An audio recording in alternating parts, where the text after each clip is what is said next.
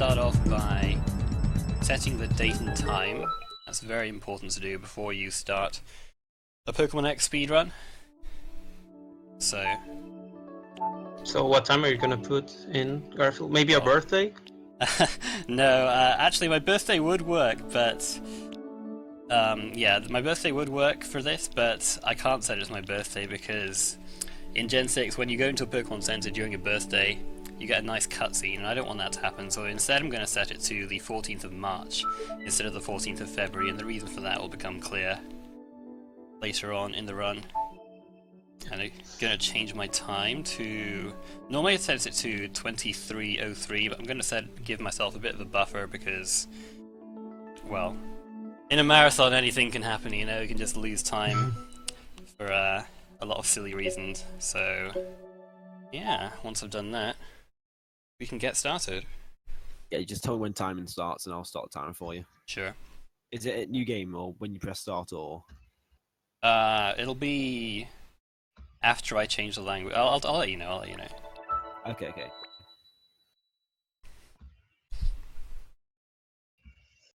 Like I say, I'll let you know more about the date thing when it comes up. So, alright, so we'll start the timer when I hit A on begin game, and that'll be 3, 2, 1, go. Alright, good luck, Garf. Thank you very much.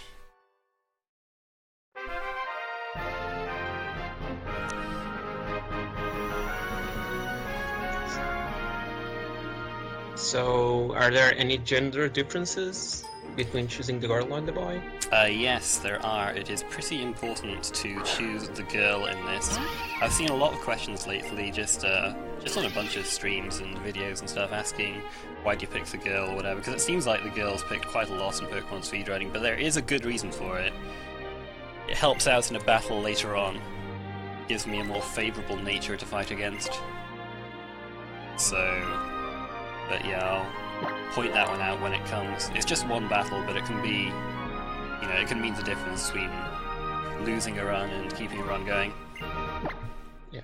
And then you also use X version instead of Y because the legendary is better to use on the fight you need to use it? Yeah, it's just because the legendary forces Pokemon out in a more preferable order if you play X. If you play it on Y, you have to... It just loses. It doesn't lose that much time, just about 3 or 4 seconds, but... Well, you know, it could matter, and especially since we might be switching to RTA, and then it'll definitely matter, those seconds.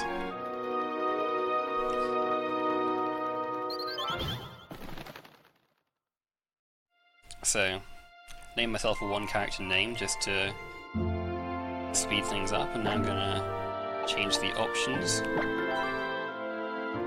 Set the message speed to fast, battle scenes are off, battle style to set, and I'm going to put L equals A on as well, which is just, it's not really a speed thing, it's more of a comfort thing for me. Yeah, because you lose the ability to switch between menus with L, if I'm not mistaken, but it's better to mash. Yeah, I mean, some people don't mind mashing with... Because what you have to do for text in this game, you have to hold down either A or B, and then mash the other button. In most other games, you just have to mash a button. But in this game, you have to hold one button down and mash the other. So I just find it a lot easier to hold L with my left finger, and then mash B with my right thumb. Because even with the fastest setting, it's still not the fastest speed unless you hold the button. That's right.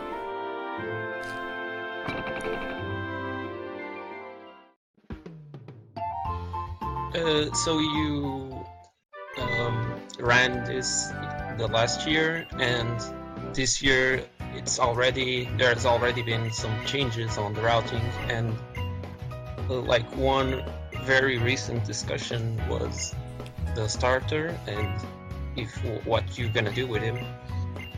Yeah, I did a bit of testing to see if using Chespin for a longer period of time would be better than the established route of catching a Bunnelby and trading it for Farfetch'd.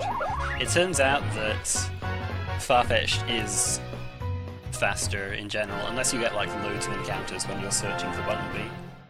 by about 40 seconds or so. And it's also more consistent. You have to, like, with Chespin you have to hit with rollout a lot, and you know, you miss a rollout and you have to start again from... You have to start, because rollout's one of those moves that it gets more powerful, like it locks you into the move, but it gets more powerful the more hits it does, and it sort of starts again from 1 if you miss. Yeah. And 85% accuracy? I think it's 90 in this game. I don't know if it was 85 is it 90? It's 90 in this one anyway. But I still choose Chespin anyway because mainly because it means that the Pokemon that my rivals have are easier to take down. But Chespin's also pretty good for dealing with the early game because it's got high attack and quite a powerful move in Vine Whip. Got buffed to 45 power in this game. And you started with it immediately, and it's a good start physical move. Yeah, in Gen 6 they made it so that you start with your elemental attack. That's a lot of damage, that Vine Whip. I might have some good attack here. Going for wow, the tackle, 15 attack at level 6, that is crazy. Wow. That is definitely plus attack nature. Wow, dude. And 11 speed. That is actually really good for Chespin. Yeah, those stats are like probably the best I've ever seen. If I don't find Bunnelby quickly, I might even consider just using Chespin. But I don't know. It would have to take a while for me to not find Bunnelby for me to do that. And it was routed pretty recently, so I'm not sure if I'm confident enough in that route. But good stats are always helpful, you know, helps you with damage ranges. Speed is really helpful as well because you run into a bunch of wild encounters and Chespin's usually generally quite slow, so it's nice to be able to get that high speed so that you can run away from stuff. Yeah, not being able to run away from random encounters on the forest is obviously wastes a lot of time. Yeah, when you run into a Weedle and it outspeeds you, it's kind of gets a bit embarrassing.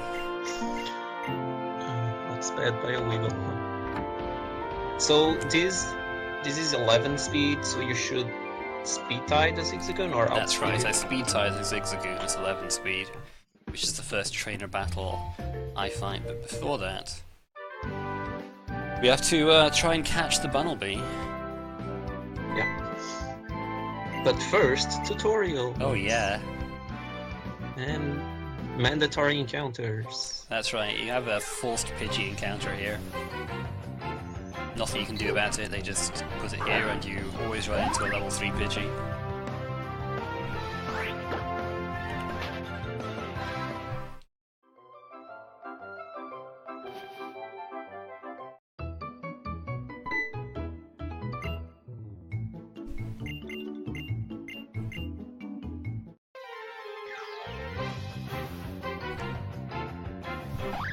See, he finds a Bunnelby first try. Lucky guy. Yeah, rivals have a tendency to be pretty lucky.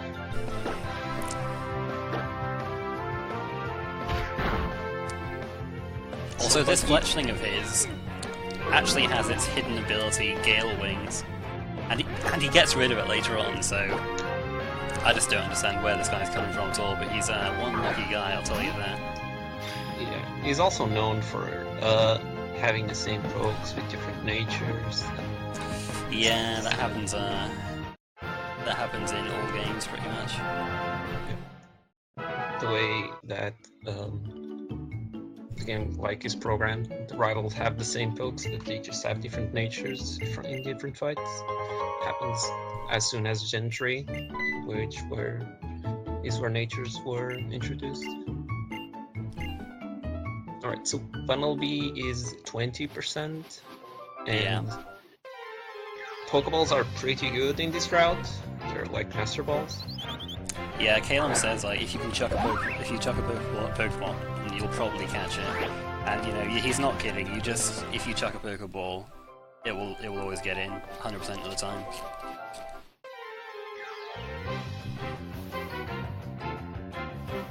Oh, here we go, second encounter, not bad, not bad. In response to how do I know the Fletchling had Gale Wings, it comes up in a double battle I have with Calum later on. You can't tell from that, but later on when you fight a double battle with him, it becomes clear. So, people are talking about commentary being too low. What? Okay, sure. I'll see if I can do something about that. Is that commentary and game sound, or just commentary? Because like It's just commentary, I think. Okay, sound. I mean, I don't know. There was just one. Just commentary up, I think somebody said. Yeah. So can you do that, or do you want me to see if I can do it fate? You can turn it all volume up, but I can't see Alright, I can't actually hear what you're saying at all, I'm afraid. Okay, 1 second, let me read what the chat's saying.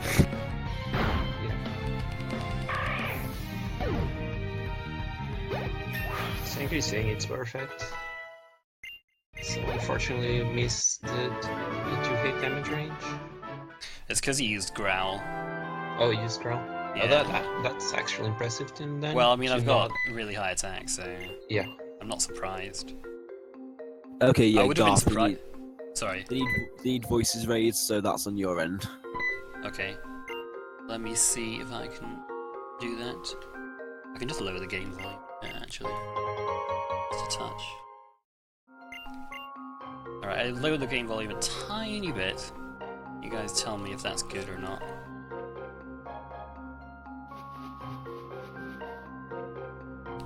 Actually, though, that might have just lowered you as well. Alright, never mind. That's my bad. I mean, I can put myself up too. No, it's cool. I can fix it. I can fix this. Nice X-cellent dodge. Alright, I think I put the game volume down.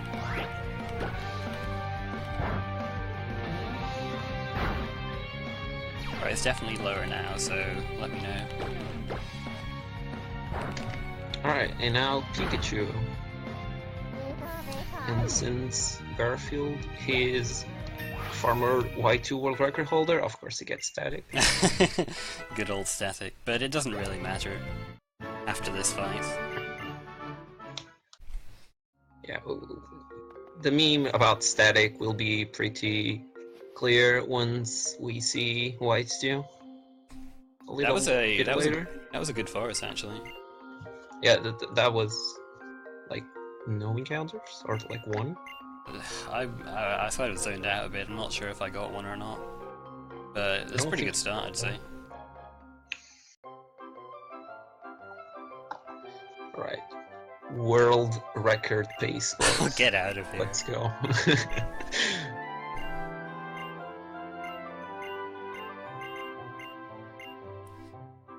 So this guy gives me what any good friend would give me, a set of rules. Thanks, Calum.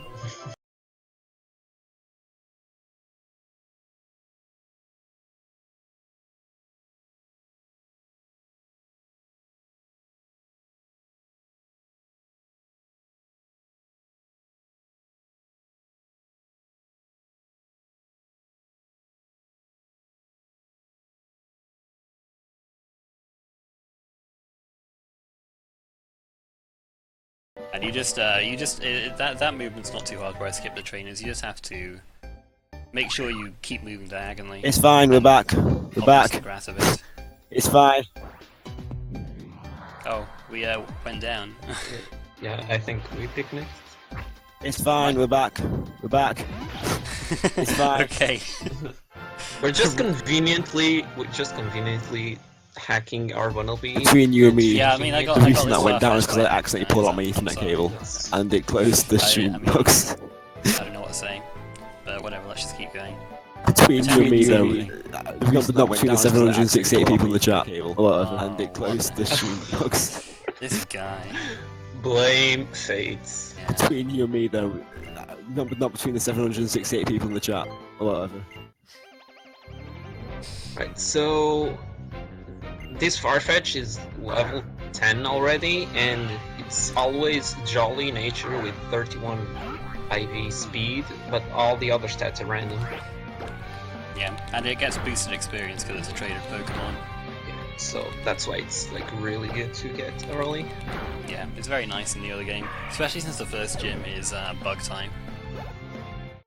Ooh, So I have Aerial Ace already at level 10. Nice 60 power flying type move. Super effective against those pesky bugs. And here's the best item in the game: roller skates. I don't like roller skates. Not very many people like roller skates movements. 'Cause it's Just, pretty hard. Yeah, it feels. I mean, I've been running this for a while, and I still don't feel like I've cracked exactly how it works. And it's weird because the fastest way is just to keep getting the boosts, and it's Yeah, the boosts. You know, sometimes I feel like they should be working and they don't. But anyways, just gonna follow the little dewdrops through this gym, and then you can, and then that just leads you to the gym leader without having to fight two of the trainers. you just need to fight one. And since we have a flyer with a stab aerial ace move, it's gonna be pretty easy. Did the stream go down again? What the heck? What happened? The chat is not happy. I have no idea. Shh. No game. Oh, we good? Oh, we back? I literally don't know why that happened, not gonna lie. It's scaring me, guys. Shh. I literally don't know why that happened, not gonna lie. Alright. So I saw 22 attack. That's pretty good at this level, I think. I'm gonna check it for, you know, I'll check it at level 13, because that's just what I have the, you know, attack and defense ranges for, but 22 attack at this level seems promising. It doesn't really make a huge difference, the stats, to be honest, but always nice to have good stats.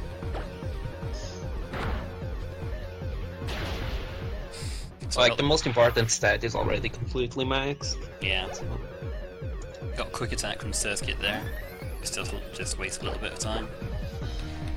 Our Vivian went for Harden. That's unfortunate. It means I'm Crit. gonna hit it into potion range unless I crit. I didn't crit. So like, I mean, I could Leer to get its defense down, but it could easily just use Harden again, so I don't really think there's any point. So a bit of a slow fight here. Arden is unfortunate, but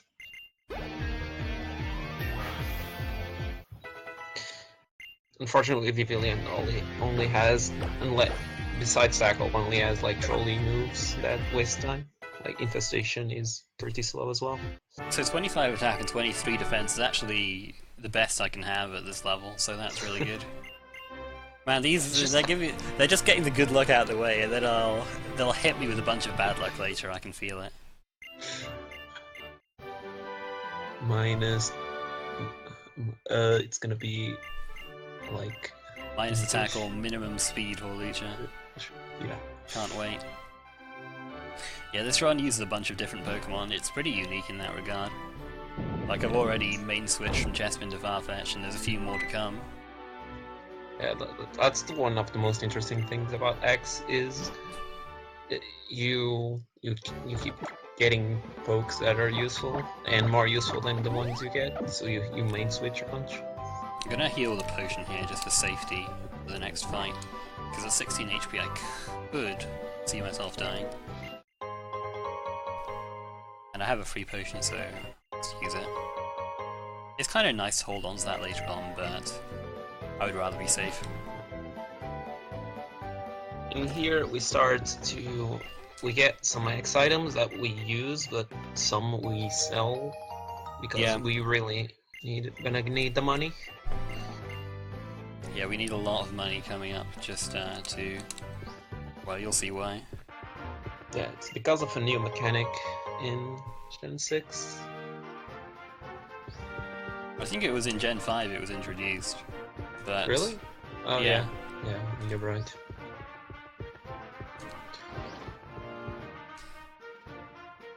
The same reason we get this Repel, like we could buy it, but Yeah, we it's just... really need the money. I mean, I could buy it and then just sell different things, but this ends up being a little bit faster. So I said no to this guy. It's my mistake. Just mashing B. Also nice doing the right side. Yeah, I was I was worried about that for the longest time, but it's actually not too bad. It's pretty lenient on whether you can just pass him. Like I used to go out through the grass on the left, but you can get an encounter there. So you just go to the right and dodge the walking trainer that's going towards you. If you just go fast enough. So Sanqui, these guys are asking what level Farfetch'd evolves. Yeah, about that. There's actually no evolutions in this entire run. We don't see the evolve animation once. Never happens. We do see evolution, just not the regular type. Well, okay, yeah.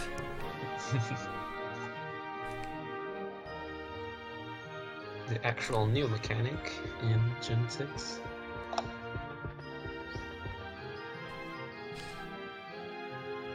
I remember when Money Hype Mike ran this game, he kept talking about how many cutscenes there were around here, and it's true. I mean, it seems like wherever you go, these guys want to tell you some little extra thing.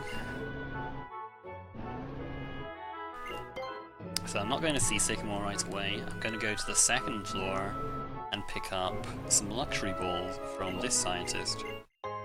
And those are going to be extremely important later on. In fact, they're pretty useful now as well because they sell for a considerable amount of money. It's like 500 $Poké each or something. Yeah, 500. Maybe more. I think. Is it 500 or is it 1,000? Oh, whatever. It's a lot of money anyway. Yeah.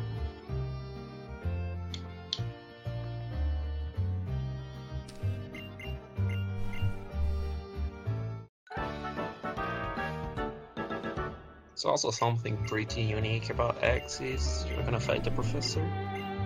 That's right.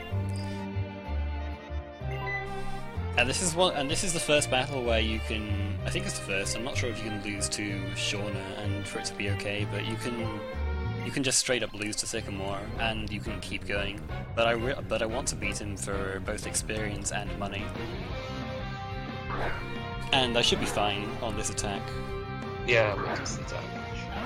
I mean, at full HP, I could save for safety, but I really don't think it's necessary. Like, saving is really fast in this game, but... Yeah, I mean, I will be saving a fair bit later on, because saving is just so fast, and... Remember, guys, we're still on world record pace. Get out of here. That was nice, didn't go for withdrawal, went for tail whip instead, and I got the 2-hit on Squirtle. I still have the experience share on, you might notice. You might wonder why I haven't turned it off yet, but I will actually need it later on, and it's not worth turning it off yet. Because I'm going to deposit Chespin soon, and then when I get other Pokemon I will want the experience share on. So of course I took no damage because I healed, but you know that if I hadn't healed I would have died. Yes. Good old no damage. So what other starter are you picking? I mean, it doesn't really matter. I'm just gonna mash A and pick Charmander. It's not important at all. Which starter I pick? I'm just going to deposit it in the PC anyway.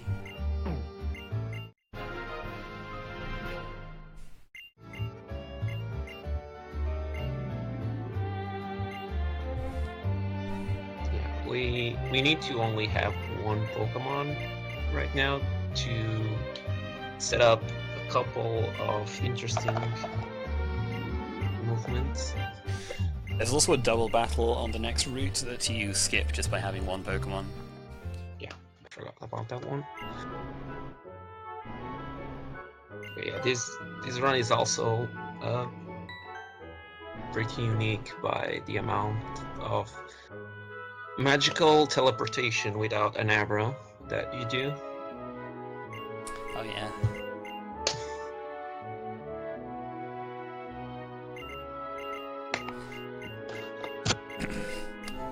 So this is more story fluff here. We got we did get told about Mega Evolution by Sycamore just now, and we'll be running into that later on. And we also met this guy who you know is totally not suspicious at all.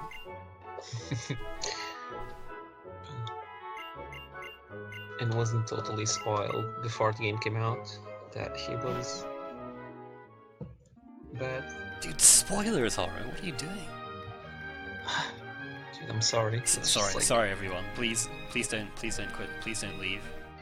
We've still got lots of interesting things to show. It's not like we'll yeah. Sorry for spoiling, guys. We'll try and keep the rest of it not spoiled. Maybe. Can't guarantee it though. Yeah, I'm probably gonna spoil stuff because I'm a terrible person. So yeah, I'm gonna have to sell a bunch of stuff. So I sell all my Pokeballs, sell all my X defenses, and sell a couple of luxury balls. And that gives me enough money to buy the Sword Stance TM. And that is very, very helpful in this game because just stat changing moves in general are ridiculously fast in this game compared to other moves. And getting Sword Dance so early, which doubles your attack when you use it. Well, I mean, it raises your attack by 2 stages, so like, the first time you use it, you get double attack. If you use it again, you get 3 times. And if you use it a third time, you get 4 times your original attack. And it's just so fast to use. It's just a really helpful TM. Yeah. Unfortunately, it costs 10k instead of like on older gens. TMs didn't cost as much, so we really need to buy just a lot of stuff, and we barely have enough money with this route to buy it.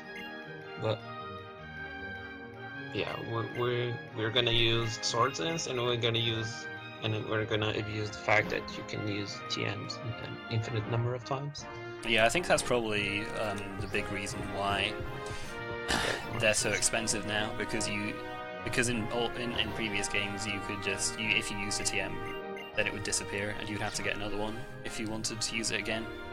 But in this game, TMs are infinite use, and that is very helpful for Sword Stance and another move later on. Yeah,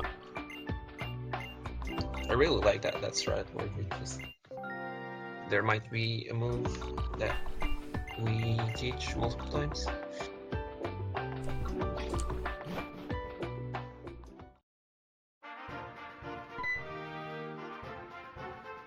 And the speedrun rules dictate that you have to have wireless communications off, and as such you cannot use O powers. And that's just how the rules were set.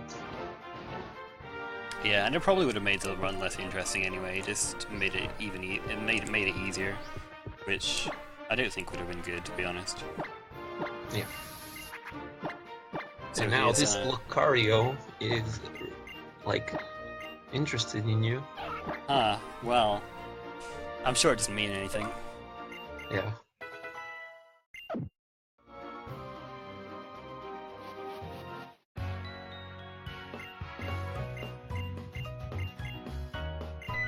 So we teach Sword Dance, and this double battle. No, it's not double battle yet. Yeah, that comes a bit later. Yeah. I always think this is the double battle already, but and it looks like Tiano picked up Sword Stance too, because his core fish can use it. He's like, oh geez, I used it twice. Dang, doesn't often do that. But Tiano's like, his thing is dancing, so he has his Pokemon just generally know various dance moves. So he gives his Sword Stance. It's not too much of a problem here, but in the double battle later on, he can deal some big damage to you. His powered up Vice Grip. Because you need to beat the other Pokemon first, and if he sets up, it can actually deal a lot of damage.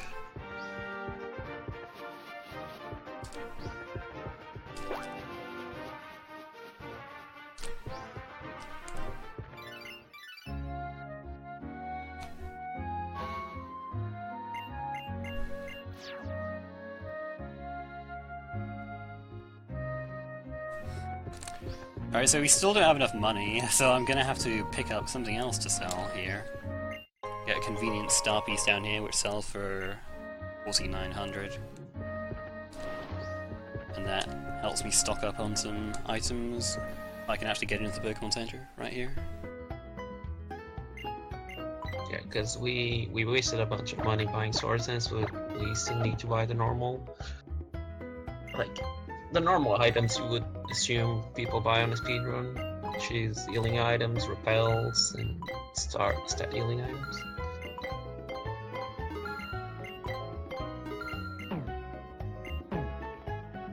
So yeah, you can see that I spent almost all my money on repels, super potions, and status healers.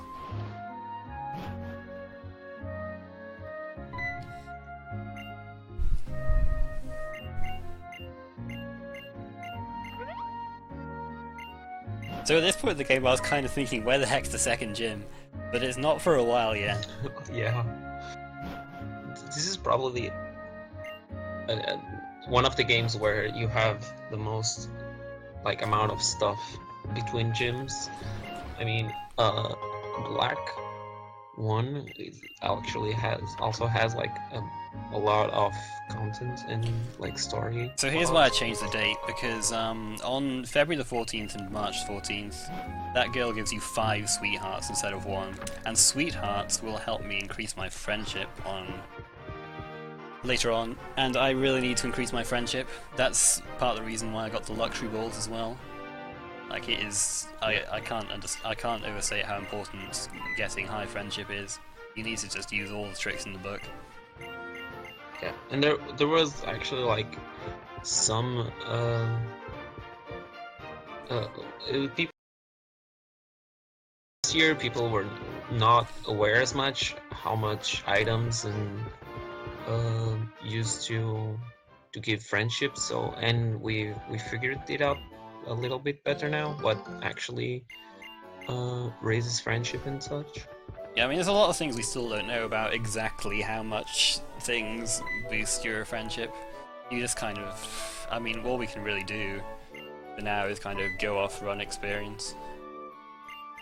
But yeah, I picked up the Oranberry from that girl there. I don't generally do that in single segment runs, but it just helps to mitigate bad stats on my Holucha later on if I have bad defense, and it's also just a cool strat. It can also just be a cool strat in general, having the Oranberry if I have the Unburden ability, but if I get that I will talk more about that later. And they leave.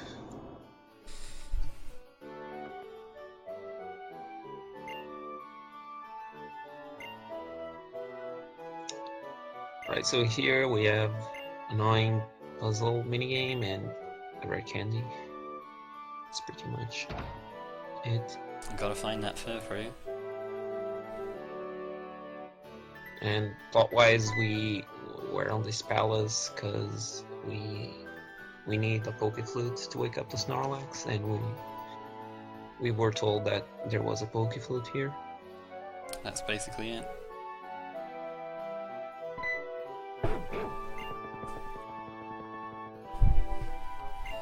Yeah, Twitch highlights will go up rather quickly. We'll be doing them the almost runs after of each one PSR finishes. will be uploaded to YouTube. But the Maybe YouTube not straight videos might away, take a little but while highlights because that's should go all up on me. relatively quickly. Yeah, Twitch highlights will go up rather quickly. We'll be doing them almost after each one finishes. But the YouTube videos might take a little while because that's all on me.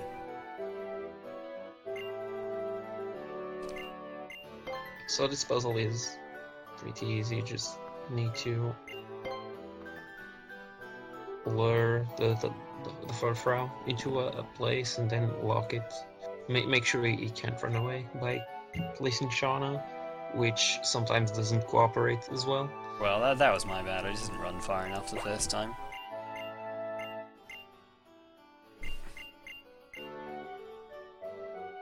Then you just corner him and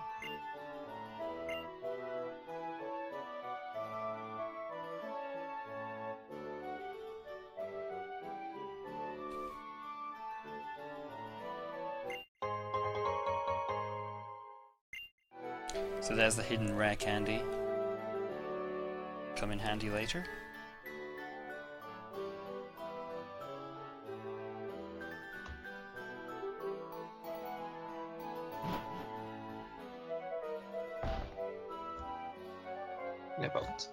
hopefully in about 20 minutes or so, but maybe a little bit more. Probably not. We'll see. Hopefully not.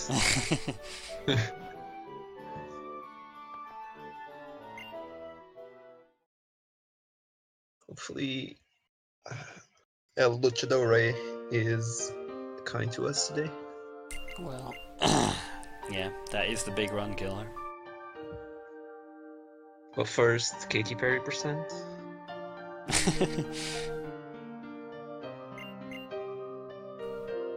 Shoutouts to Tyrant, by the way.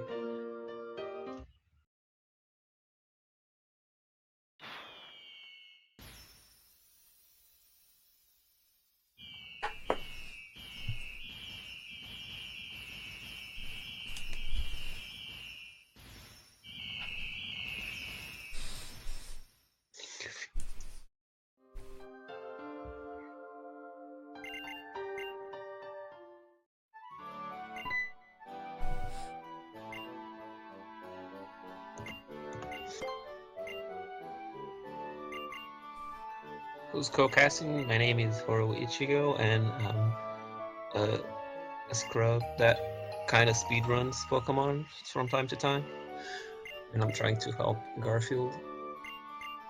Yeah, Haru doesn't speedrun this game, but he's I guess you would call him an XY speedrun enthusiast, maybe. Yes, I really like this speedrun, and I would do it if I had the equipment, and I've watched like a ton of both Garfield and Tyrant and IMAX that they run Pokemon X, and Money Hype Mike also. But he doesn't run anymore. So now we can finally get out of here. So I didn't talk about the movement in the wooded path on my way here, but basically what you do is you have to stay on the path to avoid encounters jumping out at you in those big hedges, but you also have to avoid these trainers. So I took it a little bit easy there on the way back, didn't want to boost in case I went offline or something. Yeah, Tyrant runs. Yeah, true, go ahead, sorry. Oops, I said no. This might happen a bunch of times just when I'm mashing B instead of A, because it's just easier for me to hold L and mash B.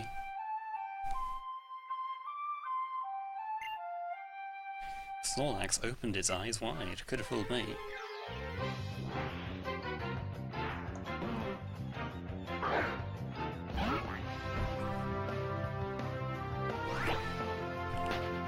And immediately run away from Snorlax, as usual.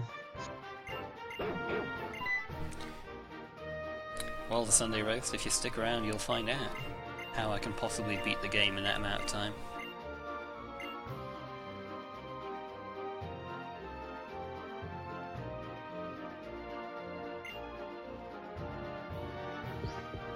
Right,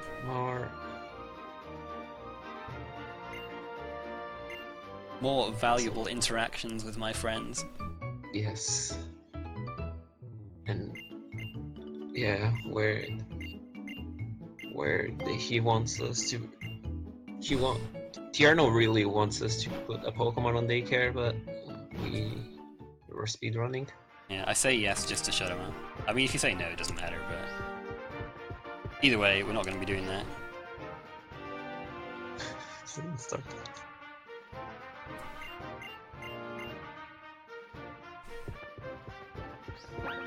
Alright, this next battle is actually quite dangerous, so I'm going to save beforehand. Pal. And now it's double battle. Okay. Yeah, that's right. So I'm going to save here. This is another battle you can lose, but I don't want to lose this one either because it gives me valuable experience and money again. And we also equip the berry juice. Yeah, because you can take a lot of damage in this fight. You face a Corphish, which can power itself up with Swords Dance, like I said earlier, and Pikachu, which can hit you with a super effective Thunder Shock. Pikachu is also the reason why we thought knock off him and other electric types. Knock off getting a huge boost in power in Gen 6. Yeah, it used to be 20 power, and now it's 65, and that's boosted if your opponent's holding an item, which none of them are in this game. Not any of the trainers I fight anyway.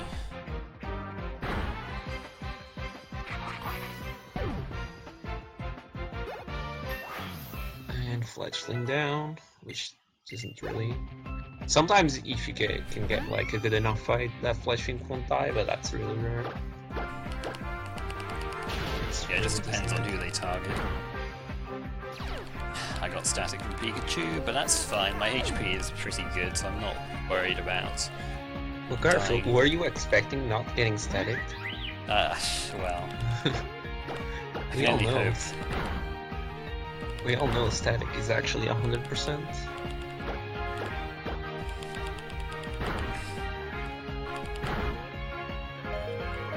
Alright, now I'm gonna have to heal because that Flabebe decided it wanted to hit me twice and I was fully paralyzed. Yeah, you got fully paralyzed twice. That's really unlucky. Like I didn't heal Paralysis there because I thought I would just get an attack off because there's a free. I can get a free heal just coming up. So yeah. What I thought would happen was I would not get fully paralyzed. I would just get the full heal, but didn't work out like that. And Braxton could also.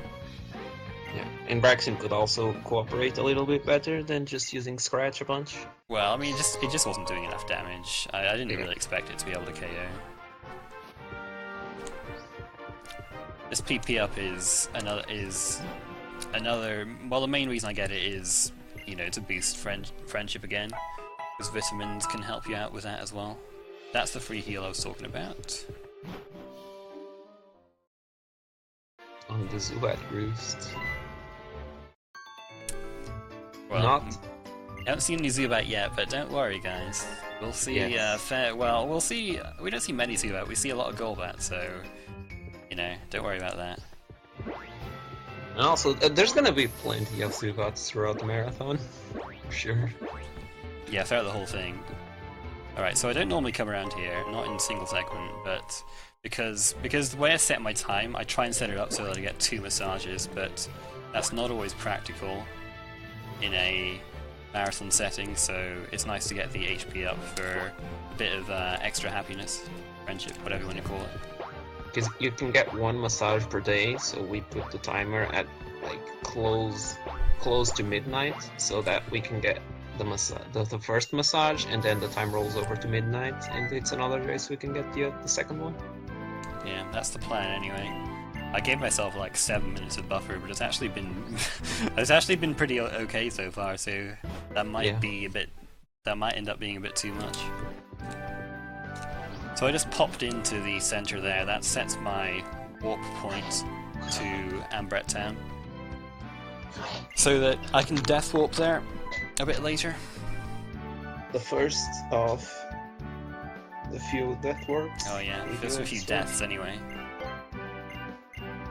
They're not all warps, but yeah.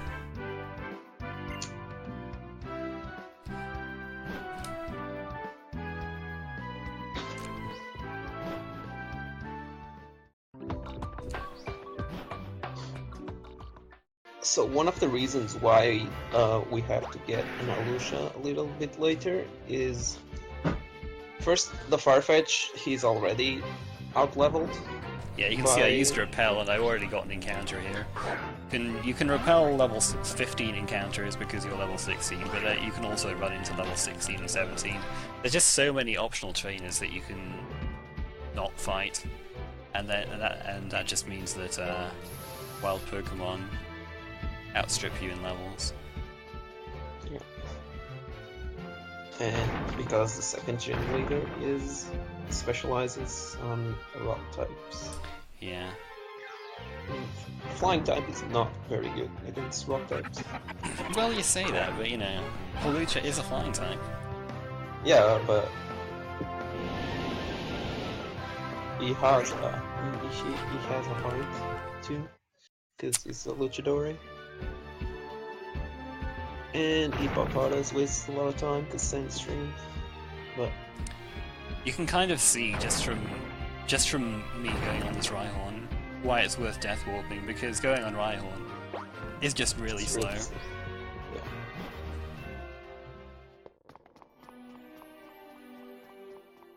And now I have to, and now repels don't help in here at all, Glittering Cave. You either, whenever you see a shadow, or run into a shadow, you get an encounter. I haven't had one yet, that's pretty lucky. But I have to take this turn off here. So for Glitter Cave, you can get like up to 5 shadow encounters. If I've never seen 5, I've seen 2 to 4 is what I've seen. Maybe you can get 5, but I've never been that unlucky. And it's just random whether you get them. They're like on set places, but you either get them or not. This is how I think it works. So you see I picked up Shadow Claw there. I won't be using that for a while, but it's going to be... I'm going to need it later.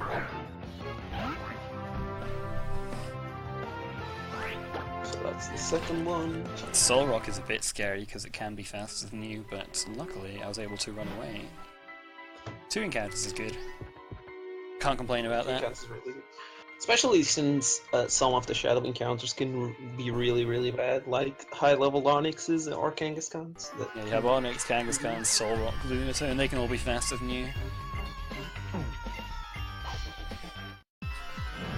Here's Team Flare. This is the evil team of this game. So you'll see a lot of dark types, a lot of poison types, that kind of thing.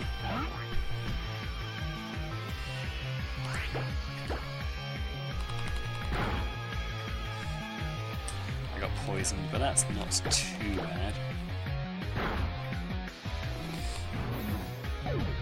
Pretty rare that I get poisoned in this fight. Yeah. I can get poisoned in the next one fairly often. Not this And it's one, actually... really. in some situations, it's actually pretty useful to get poisoned on the next fight. Yeah, I don't know if I want to keep this poison because I've already used 2 of my. Have I used 2? Yeah. I might have just used 1 super potion, but I think I want to heal my poison. Yeah, that's probably not worth it to risk it. Let's. In this setting. Yeah, I'll heal my poison. Because chances are you're gonna get poisoned anyway on the next fight. Yeah, I've got enough super potion actually. Two after this fight is enough. I'm gonna save here though, just. You know, I'm kind of scared of dying and again going all the way back to Umbreton. This fight is generally not too bad, but I'm gonna save again before the next one. Like we say earlier, saving is just so fast that it doesn't lose you a lot of time at all. You just hit the save button. Unlike Gen 4 and 5, which are pretty slow at saving. I'm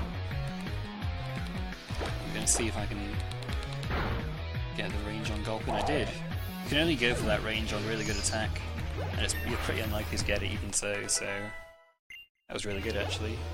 That I was able to just take that out after 2 sword stances. Wow, that's actually impressive. Gulpins are really tanky.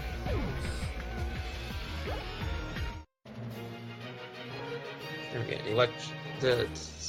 the Electrics couldn't die to Aerial, so we knock it off instead, and that's like the other poke on where knockoff is useful. Very solid fight that. Very, very Yeah, solid. that fight was perfect. I didn't get poisoned, he can use Yawn to put you to sleep as well. There's just a bunch of things that can go wrong. This fight though is quite scary because if they can just double target you and take you out. But you kind of don't want to heal to full in this fight because you want to make it easier for you to death walk.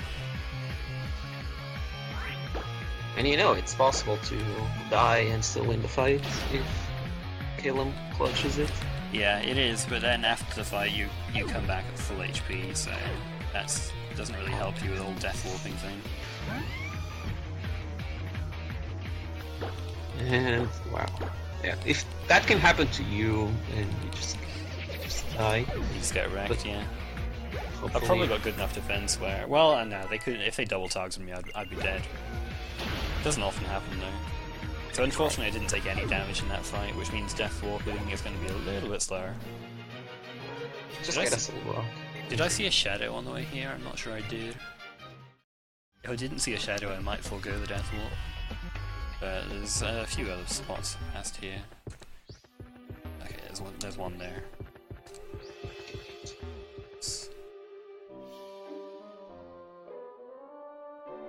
So hopefully it's a good encounter then. Oh, there's only 2 encounters you can get here. You have Woobat or Ferroseed, and I would prefer Woobat actually, because it has 3 attacks to hit you with. Ferroseed... Does it have 1 or 2? Yeah.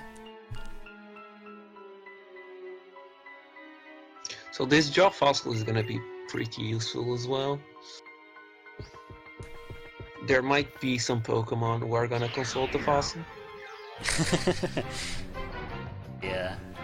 Okay, so we got Woobat, that's pretty decent as long as it actually, hits me with attacks.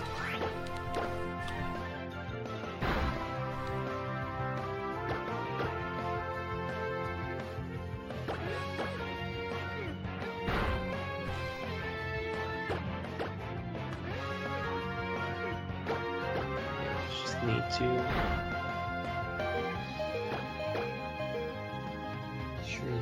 Man, it's using Odesleuth a heck of a lot.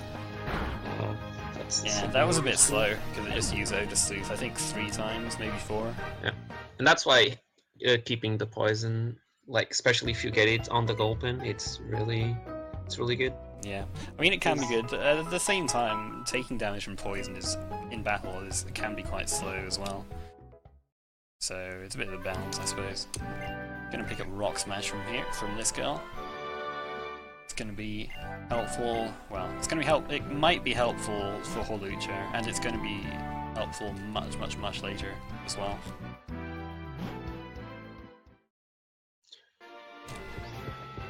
Rock Smash. That's another candy down here. If I can actually get it, there it is.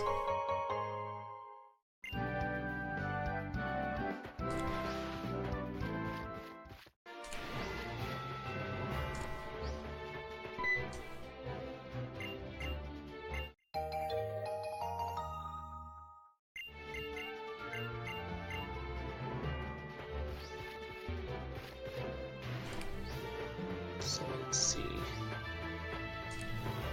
Yeah, you're like pretty set for double massage unless you get like completely wrecked. So I finally get the bicycle, thank goodness. Unfortunately I'm still gonna have to use the roller skates a little bit, but having the bicycle is really nice. I much prefer the movement of the bicycle to roller skates.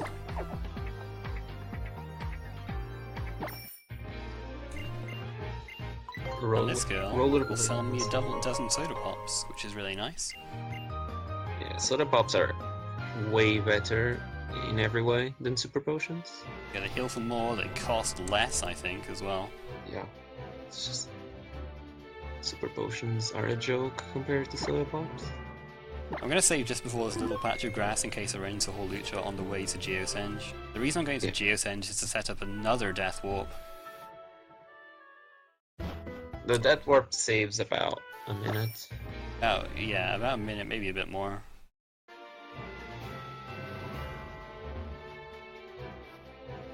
Alright, so I'm going to save again here now that we've gone to Geosenge. And time for the Run Killer. Here we go. So this is by far the place where most runs die. Yeah, Hawlucha's 20% in this grass, and you have to catch it in a luxury ball before it kills you. And there are other very nice encounters that you can get, like Sigaluf and Emolga. Those are the two. Here's Emolga. Emolga's fast as you can just one-shot you. So hopefully I'll be able to run away. Okay, good. I was lucky there. Finding Hawlucha where I stopped learning speedrunning. You can also find Hawlucha in the yellow flowers, but oh, here's one.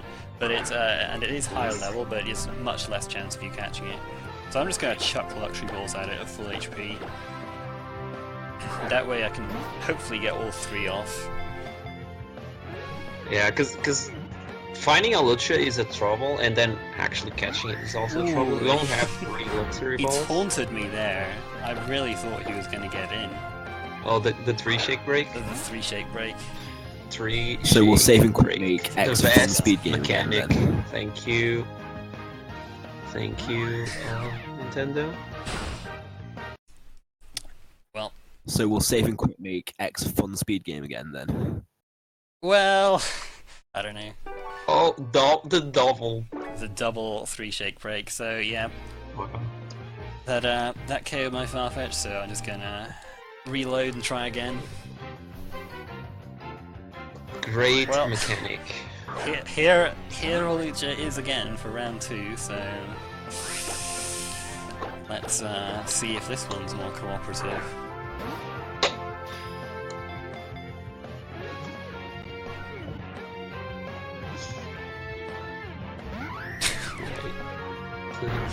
Don't tell me, like, 3 shake break again.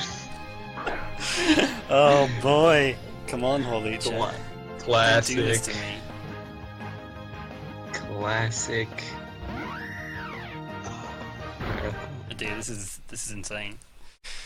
This is crazy, dude. That is 4 consecutive 3 shake breaks. Oh, that's insane.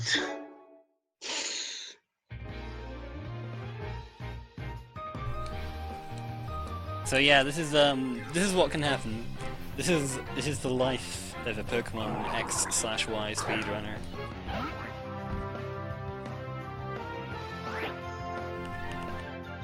Okay, so Sigilif was nice to me there and just whirlwinded me out. Oh yeah, Sigilif can also like deal a lot of damage, but it can also whirlwind, which is really nice. So while we have fun catching a Lucha, we can talk about the levels the Lucha can be and what difference does it make. Yeah, you can.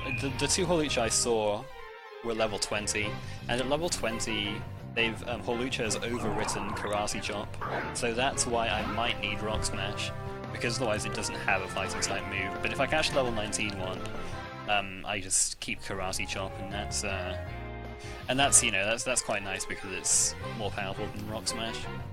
But like obviously higher level on Holucha can help in other areas as well. So it all just depends on your stats really.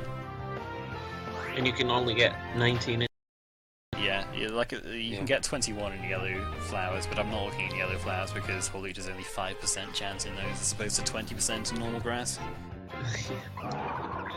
And the one level is not worth 15%. Yeah, again, the stats of the Lucha don't matter too much. Yeah, But I mean they do a bit.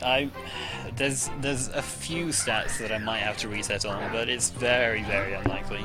I should be able to make it through with most Holucha. If it has like terrible special defense, I might have to reset, but we'll see. I mean, almost all Holucha are runnable. Why do you need that Pokemon? We need our Lucha to beat Grant, which is the second gym leader. Because he uses Rock-type Pokemon, so we can beat him with Farfetch. Alright, we got a Lucha. Good stuff. It's a level 20, so I'm going to have to teach Rock Smash.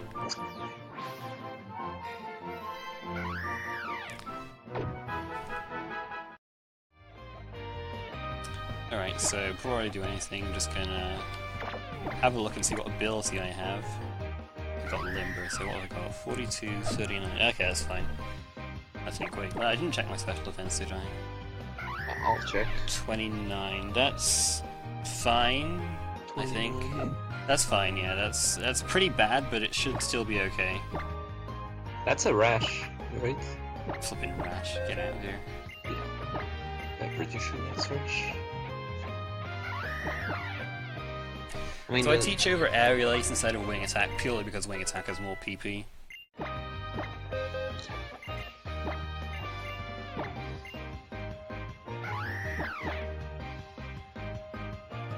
we teach So again, we teach swords dance.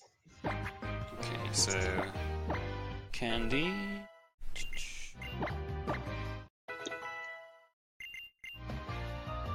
And I'm not gonna give him the orange berry because it had limber instead of unburden, so it's not worth it. Where's that? That woman always scares me. I'm gonna just baby my way past her because she's just. So Alucha can have limber, which is useful on Ramos gym. Well, yeah, limber is useful on there, yeah. Got the worst massage. I don't know if I'm going to be able to get the double. I could check my time. Okay, I should be able to get the double. It's 23:55 now. Yeah, you can get the double. Yeah, you can definitely get the double.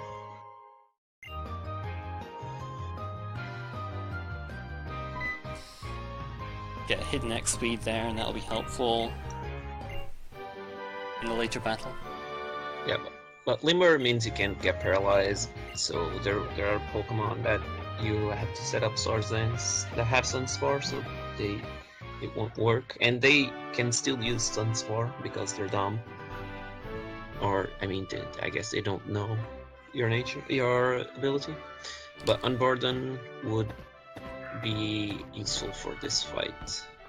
Yeah, for Grant, I would basically equip my berry, and because he uses Rock Tomb on me and lowers my speed, if I use my berry, then Unburden would double my speed, and that would mean that I could outspeed it and not have to heal.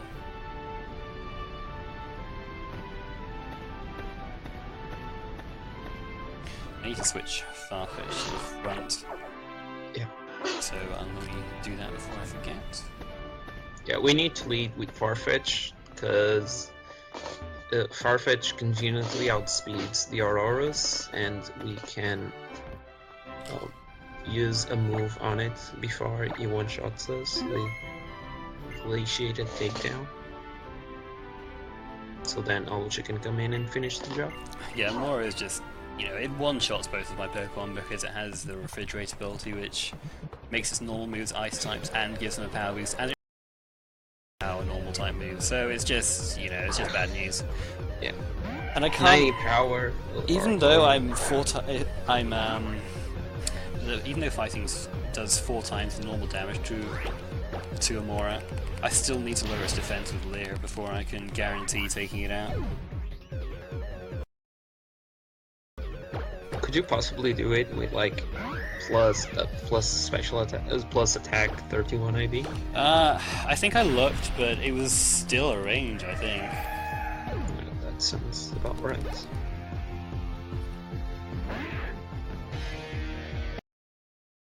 So this Tyrant is much less threatening because it just has Rock Tomb. Which is conveniently normal effective versus you, or neutral, because the fighting type. So I'm going to have to heal here because after 2 Rock Tombs I'm slower than Tyrant, and it could have knocked me out, but I decided to go for Stomp instead. No, we hope we don't get flinch lock.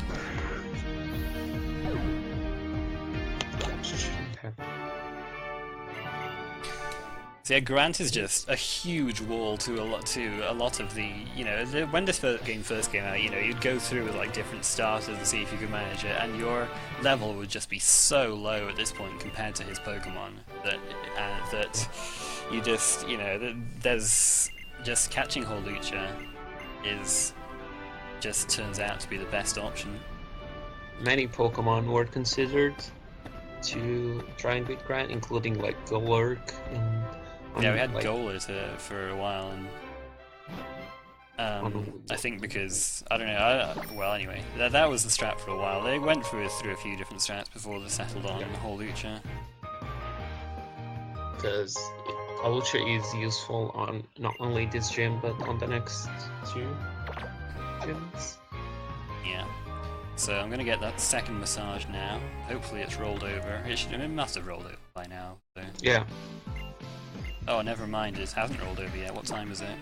23:59. I don't know, should I wait? I shouldn't wait, this is a speedrun. Can't wait, gotta go. Oops. So I'm gonna. If I'd have just set it for 6 minutes in before normal instead of 7 minutes, then it would have been fine. Oh well. So I'm now gonna die to this trainer, to Masquerain. This will walk me back to oops, I didn't mean to rock smash. This will walk me back to Geosenge, and what that means is that I can, after you beat Grandad, there's some team flag runs that show up on Route 10. But with this Death Warp, I can skip all that. Oh, neat. We can actually Encore Ghost, which is the best move. Yeah. Encore is actually pretty dang helpful. Yes. Encore is gonna be really useful later.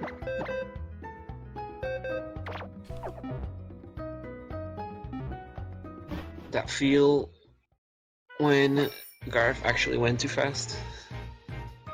I know, right? I didn't see this coming. We expected more trolling by Holucha. I mean, we got a fair bit of trolling from Holucha, but like the rest of the game just went pretty well, actually. Yeah. So far, anyway.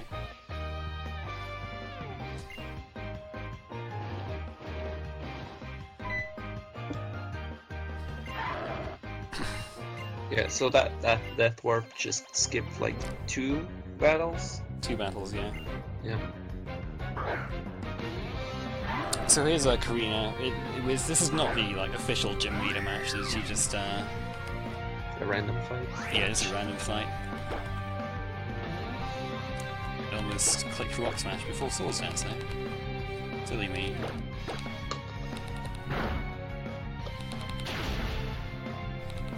Ooh, that was close. Almost got that range, but not quite.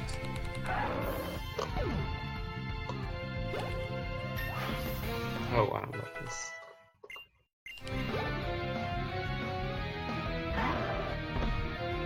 But at level 23, I shouldn't have to worry about the range. Never mind, I missed that one too. That was just like really low roll. Man, I don't often take this much damage on that fight, but yeah, a bit unlucky there. But at least I came through it. Even if I would have died, I'd only have gone back to Geosenge anyway, so not a big deal. I had to be like a 1 in 16 low roll. Yeah, you get such a damage boost from leveling up to levels that end in 0, 3, 5, or 8. So I think I just got really unlucky. Yeah.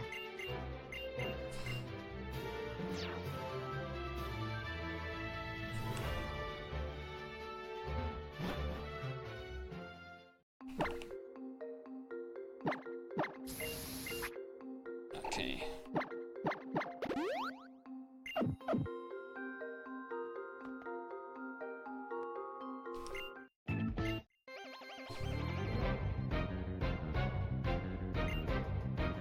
Yeah, that death was intentional. Just to skip fights. Yeah, I don't need Decision Spray, I need to hold other items. The Jaw Fossil is actually really important for now, and then I'll need the Soothe Bell later to boost my friendship. Yeah. Okay, luckily I didn't miss there. That's like the one case where ALAs would be better than Wing Attack, but usually it doesn't really end up mattering. So here's Fling. This is why we have the Jaw Fossil, because when you fling the Jaw Fossil, it becomes a 100 power Dark type move, and that is pretty dang helpful for a couple of fights. Yeah. There are some Pokemon that are gonna consult the fossil. I think I'm gonna save here. I should be fine, but I guess I'm just a little nervous because you just could get Chris or something. But when you only have one Pokemon, it's always a bit scary. And also, you might have happened something on last year's run here. Okay, well, I think it was the fight after this one, which I'm gonna save before that one too. I forgot to save on that fight last last year, and yeah, that didn't end up going too well.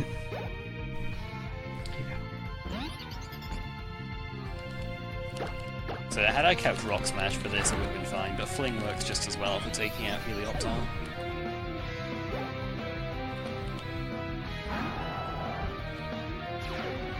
Quacklin is gone, I'm afraid. He had a good run, but just can't keep up at this point in the game. Yeah, that Helioptile was lost in this case, so we helped him getting his way out by letting him consult the fossil. Yeah.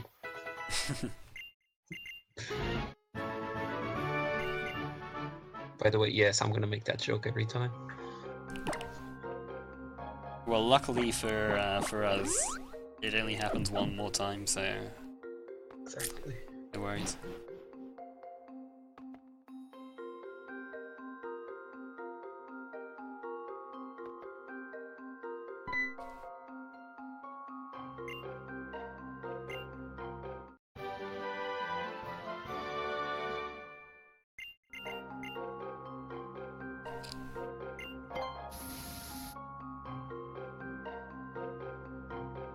This guy.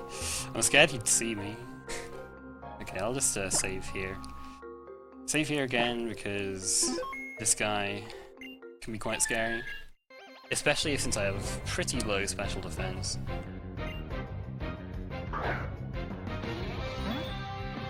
So this Chimecho, I can't KO it in one fling, I have to set up a Swords Dance first. But it can confuse me, but neither happens, so it's all good. This is basically the only reason why we teach Fling, because of this Chimecho. And then it's useful on the Helioptile, because... Yeah, because we don't have Rock Smash anymore, and we need the other moves. We even need Encore. You might not think so, but Yes. Encore is really important.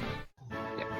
I don't think that, like, you could beat the fight where you need Encore without... Not with Hawlucha, no way. Yeah. Would baby my way past this guy. Right, so that was the last Pokemon that consulted the fossil.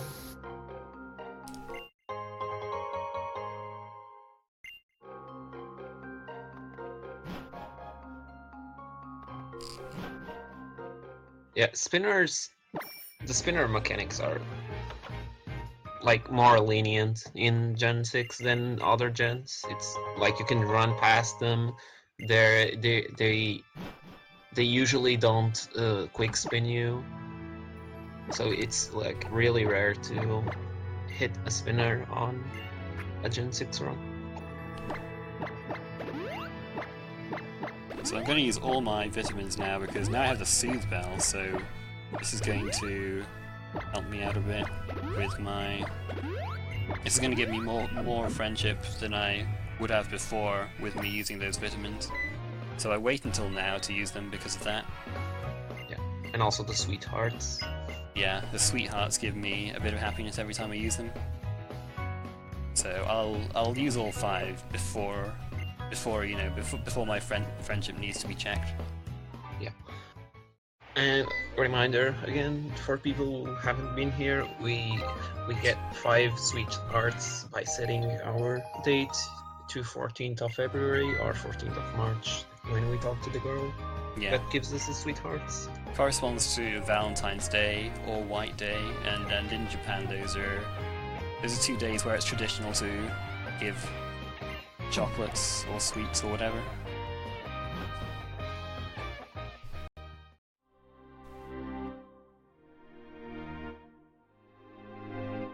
Yeah, it's kind of unfortunate that we prepared for less luck than we had, and we couldn't get the double massage. Yeah, it was close. I could have we waited, but I think it'll be okay. It should be fine anyway.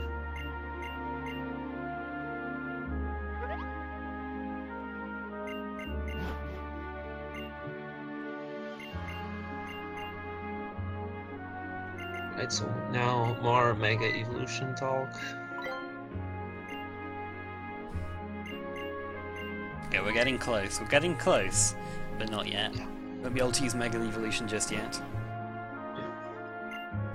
We're gonna need to fight rivals for Yeah, this guy The ring. is the reason why we need the X speed and the reason why we need Encore. I mean, sometimes you don't need the X speed, but most. No, but with this speed, it's not good enough to get away with it. So, like it's basically free to use the X speed. Man, I just want to get to the fight now, but there's these guys just saying Mega Evolution, blah blah. Yeah. Where's the skip button? Dude, that would be actually save a lot of time in this game. Yeah, so Well, anyway, the text goes fast anyway, I suppose. the plot is like they only have one mega ring or something, and we need to choose. Yeah, so we're deciding with a battle here. Like some of them just. Sorry. I was just saying I was saving for this guy because with my bad special defense, he might not do what I want him to do. So I might have to reset, depending on what he does. What I want his Meowsticks to do is use Fake Out while I set up an X speed. What I don't want him to do is use a Side Beam, that's right. Side Beam will one-shot. Okay, good stuff. He used Fake Out. So now I can Encore him into Fake Out, and it doesn't work because it only works on the first turn of battle, which will allow me to set up my Source Dancers really easily.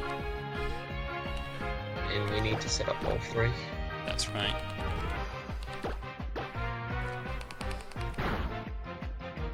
And even with all that, it's not enough to one-hit Meowstick. It sometimes is, but not this time.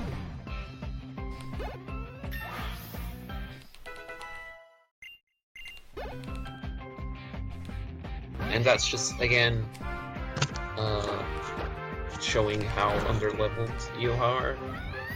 Like, even with switching the main Pokemon to a higher leveled one, it's just... Because you skip so many frames. I mean, later on, it'll be completely different, and we'll out-level everything. But for now, we have to lag behind a little.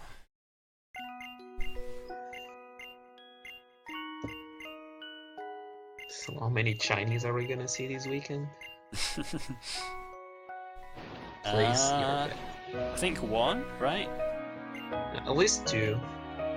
I mean, Oh, really? If I had a run, we'd do 12. Just one, I thought. Because we're just doing Heart Gold Glitch, aren't we? Oh, yeah.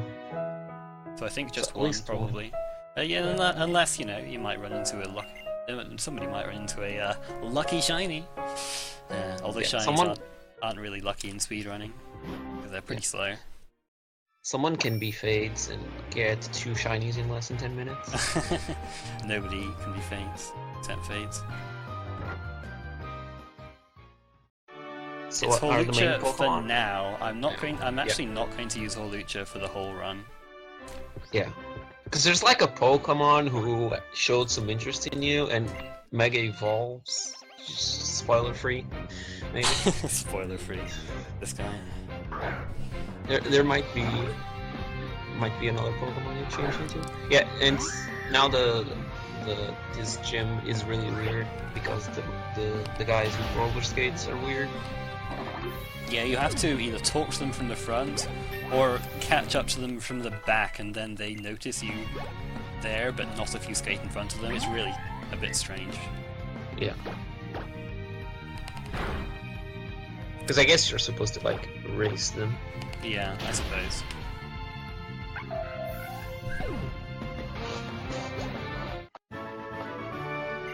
Get the unfortunate fake out, which is very common, but sometimes it doesn't. And we are soon to learn a really interesting move. Because it's the first of its kind.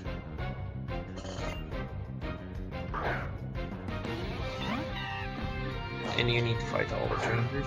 That's right. You need all the trainers, and then the rail opens up to like arena. Circle Toe usually switches you out, but I only have one Pokemon, so I don't have to worry about that.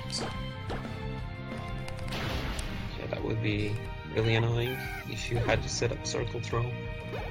Set up swords ends while getting circle throws. Yeah, but so we used the fighting aspect of Hawlucha to beat the rock gym, and now we're using the flying moves.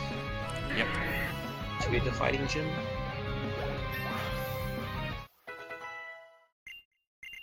It's like pretty self-explanatory. You just set up a bunch of swords ends because they're really fast, and then you just one-shot everything with wing attack. So here's that interesting move, Flying Press. It is both fighting type and flying type.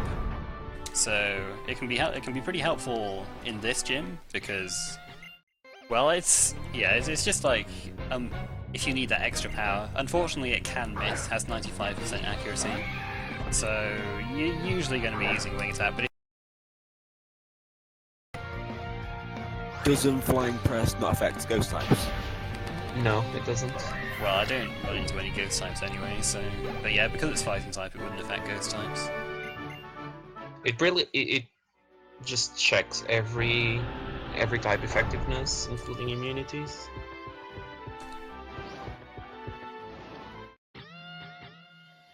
Does Hawlucha evolve? No, Hawlucha does not evolve. Maybe I should have saved before this fight, just in case I miss Flying Press, but oh well.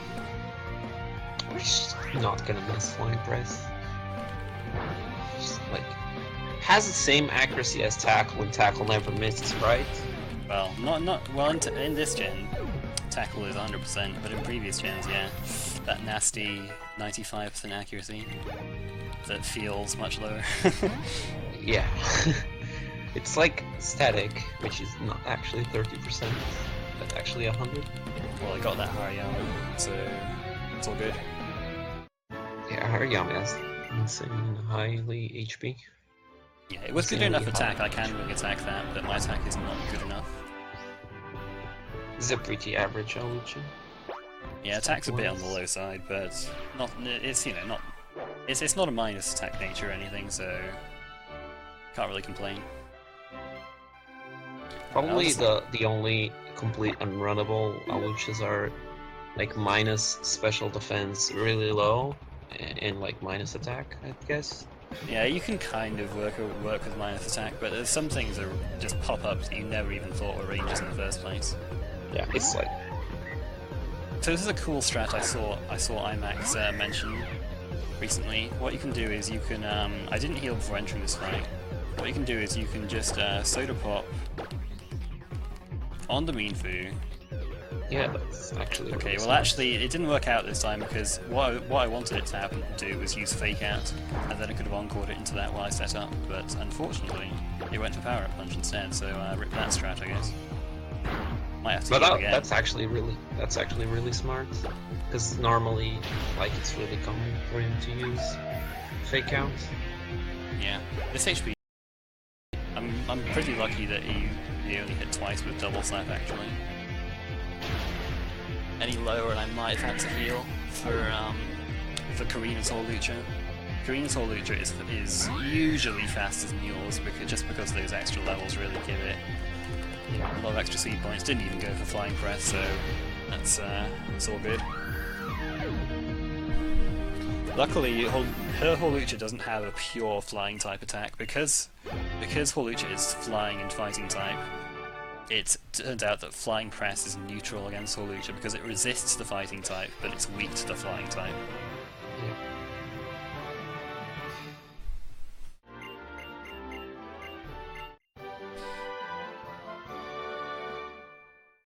Alright, so that's the third gym? Yep. It feels like it does take a while to beat 3 gyms in this game, but they do they do speed up a little bit. You just have a lot of stuff to do early game, and then it's pretty much straightforward.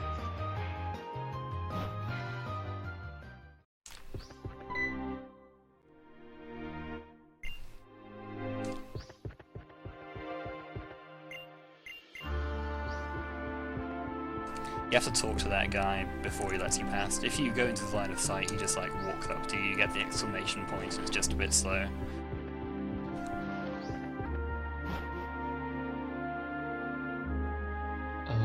And now it's time for... Actually, I still think this is like the best part in the game. I think they actually did a good job building the tension. I mean, they were not too tricky, too sneaky about it, but it's like, I think. Yeah, I mean they did kind of like tease you a bit, and that's quite nice. I think just like saying, here's this cool new feature, we're going to talk about it for a bit, and now you finally get to use it. And I really liked the music for the theme for the fight. It's just a remix of the gym theme, but I think it's a lot better. Yeah, the only thing is, it kind of takes a while to get going, and by then the battle's generally over because it's really quick. Yeah. So this is at the moment I'm not fighting with my Pokemon. I'm just borrowing this Lucario to fight Karina with, just to show off Mega Evolution. Yeah. And the only thing you need to do in this fight is Mega Evolve. You can die. It's actually faster to die by getting crits turn 1. Like after Mega Evolving, but that normally doesn't happen. But you just need to Mega Evolve. Yep, that's the only requirement. If you don't Mega Evolve, then Karina just starts the fight again.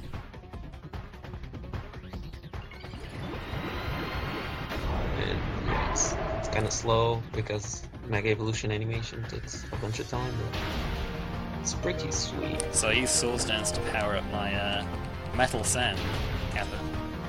Yeah, it's actually faster to die instead of KOing it with Power Up Punch after Swords Dance, just because you don't get like the victory fanfare or anything. Oh, that's something new. I haven't seen that. Like, yeah, that's I guess that's fairly new. It saves like less than a second, but you know, it all counts. And now, the Lucario that had interest in you joins your team. Whoa, I didn't see that one coming. Jeez, man. This Lucario is not only a beast, it also has pretty good stats. And they're always set. I believe it's like 9 HP, I think it's like 25 6 HP, 26 attack. It's either 26 25, I always forget the attack. And then it's like 16 defense. Oops, why am I skating? I should like never have to use the skates again. Yeah, I don't know what I'm doing. Anyway, I was too busy caught up in the IE. So it's like 6, 26, 16, 26, 19, 31, and it's a hasty nature. Those are the IVs I was just reeled off there. So anyway, I used to shop in Chalor City to buy the big TM, but I don't do that anymore. And you also don't get Wall Sweep, which there was a thing. Yeah, that was like an optional thing. I didn't do that, but you can if you want. That's the wrong thing. I need to... even though I've got Lucario, I'm still going to use Hawlucha for a little bit. Especially the next gym. I don't think I need to heal again. Right, so let's see. Gonna not. Man, I'm messing up a little bit here. It's just gotta calm down. Okay, so I'm gonna teach Rock Tomb to Lucario. I'm just gonna teach a bunch of TMs in one go here. Yeah, it's Rock Tomb to Lucario, Surf and Strange to don't know what happened there. Didn't mean to press B.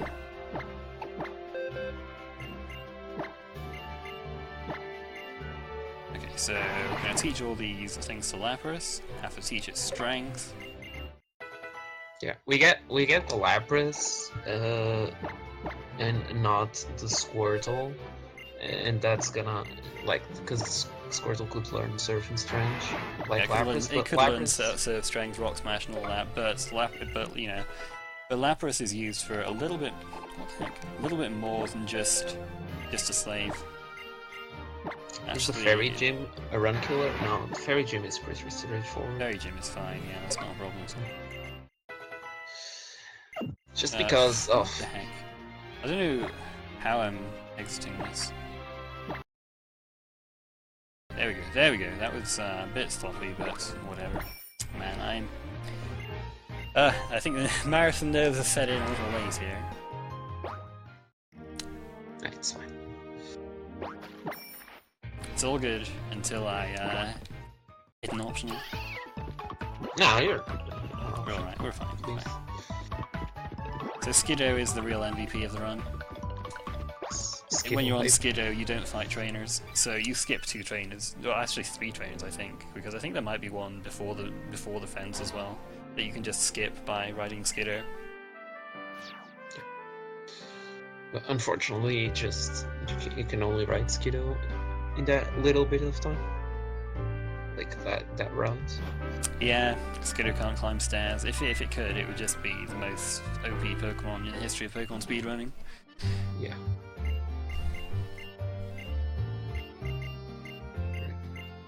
And getting on the monorail.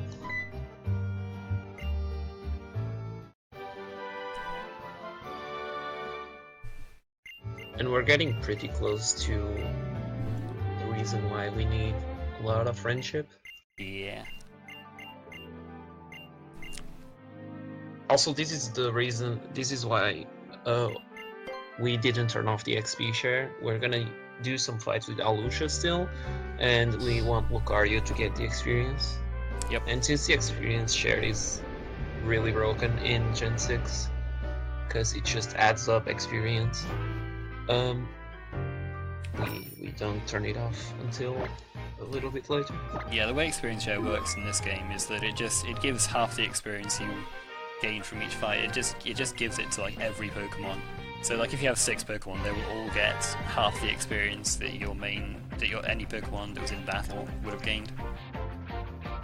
Anyway, so I saved before this fight because sometimes Meowstic doesn't do what I want to run again, just like similar reason why I saved before. But this time, this is the reason why I picked the girl, because this Meowstic, if you pick the girl, it has a minus speed nature, and that means that more often than not, you will be able to outspeed it and go for Encore after setting up the X attack.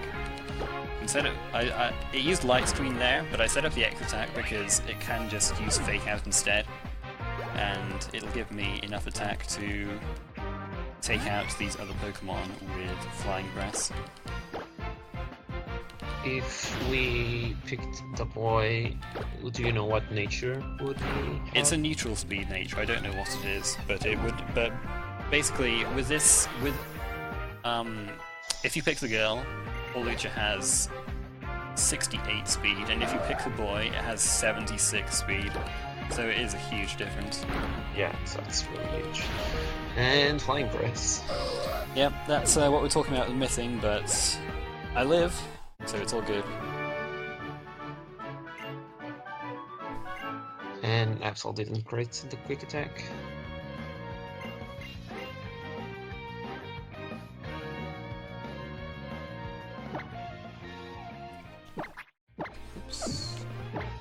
Yeah, like all these fights, like Lucario is getting the experience.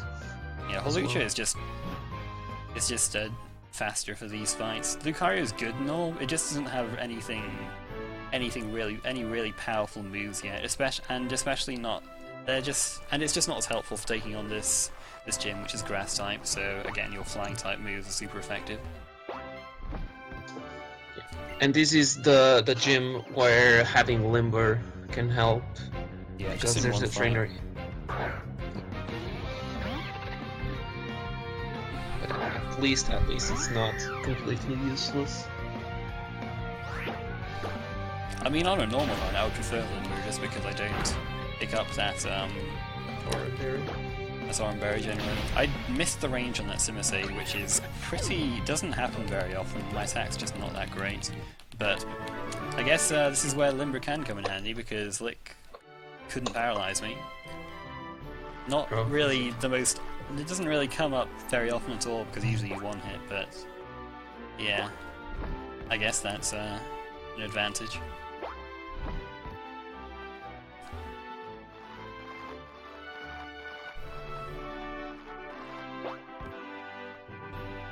because like the only fights I'm thinking the only fights where Unburden would proc, other than that one, would be the ones where you fling.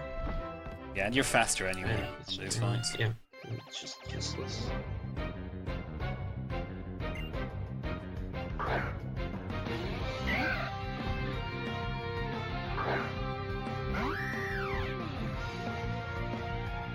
Okay, so this is like pretty straightforward. All grass types, and just wing attack them all, or flying press when you can kill. This Roselia has poison points, Yeah, right? basically. And if you thankfully don't it's have- not static. Yeah, if you don't have Limber, it can actually be good to like keep the poison, so that on the next fight you can't get paralyzed. But since we have Limber, just it's better to not get it, obviously.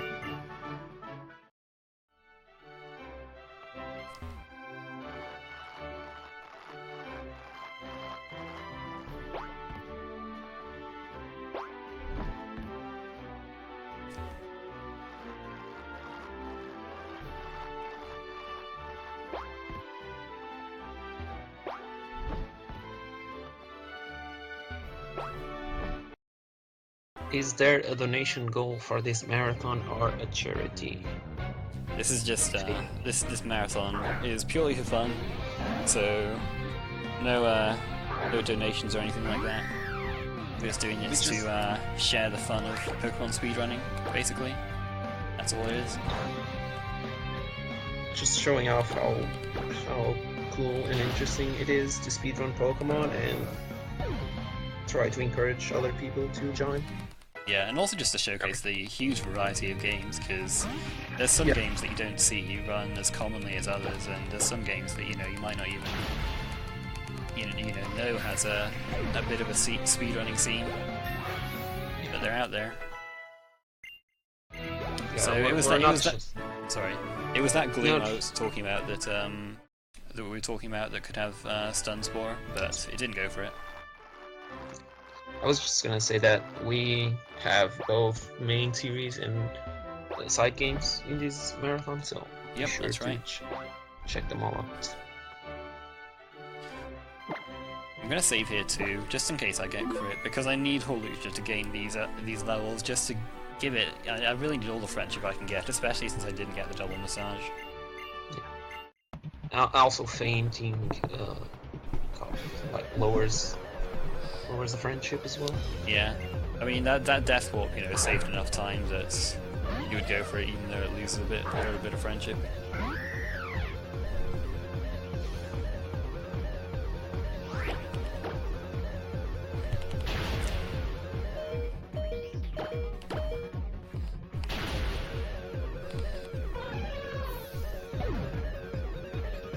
Most of the fun of speedrunning Pokemon, J-Watt, to answer you, is like making up the routes.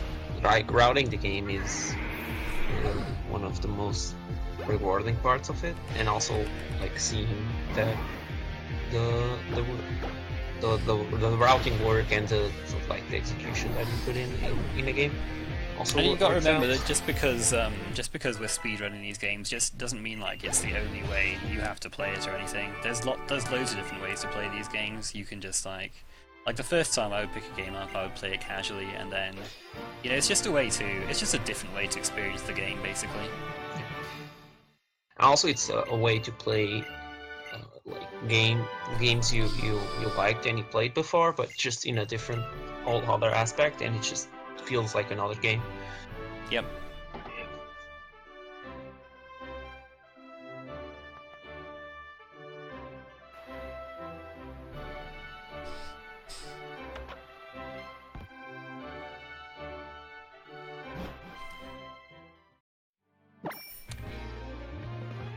So now the reason for getting all that friendship on Hawlucha is gonna, and that sounds kind of manipulative if I say it like that, but yeah, raising your friendship level with Hawlucha, this is where it comes into play. And hopefully we don't get trolled, but we shouldn't. Yeah. gonna go back here into the hotel, and hopefully this girl will give me a lucky egg, and she did, so that's very nice. If you don't get it, you have to like bike around for a bit, because just moving can increase your friendship too. So yeah, anyway, I need to... Now I'm going to turn the experience share off, I don't need that anymore. What I do need to do is teach Fly to hold Lucha. Lucky Egg is a pretty broken item as well. It just gives more experience, and we're gonna equip it to Lucario. I'm going to do that right now. So now this is where we switch to Lucario. Yeah. Don't think Alusha gets another fight. It does get one. Very, very late on. Oh yeah, the one with the Gigalith. So, oops, I need to... Well, where I'm going here. Okay, I need to buy some items here, so I'm going to buy 11 of these. I guess I'll just buy like 6 of these. I'm gonna buy 4 of these, and then we'll just buy the rest of them micro potions. So one of the good things about using Bone Rush and not buying Dig is that you can eliminate a shopping trip. You just shop there, and it just means that you don't have to do... Because before you did a shop in Shalor, and then you did a shop later on around the Team Flare section. But you can just cut that down to 1. Also, you save like 10k Poké Dollars. That's like actually... The downside is that it means that you don't buy full restores. But, I mean, that can matter. But it doesn't, it's generally fine. I didn't get wind, so that's really nice. Like, wind is time-based in this game. It like goes on and off every 10 minutes, and that's another, that's another reason why you set the time to be the way it is. Yeah, because with wind, it's really hard to get on these rails, and there's, as you can see, like shadow encounters. It's not actually shadows, but... Yeah, they're little burrowing encounters. Some of them can have arena trap, which means you can't run from them as well. So being in wind just makes it much harder to move. And now we go to the place with the amazing music. So...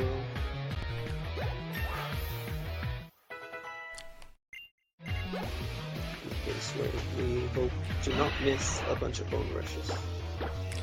So you can see Rock Tomb's usefulness almost immediately with this Golbat. I'll be facing a lot of Golbats in this run, and just other flying types. And Rock Tomb just pairs so well with fighting type moves for coverage. And Rock Tomb has got a nice upgrade in this generation too. In previous games it was only 50 power and had 80 accuracy. In this game it has 60 power and 95 accuracy.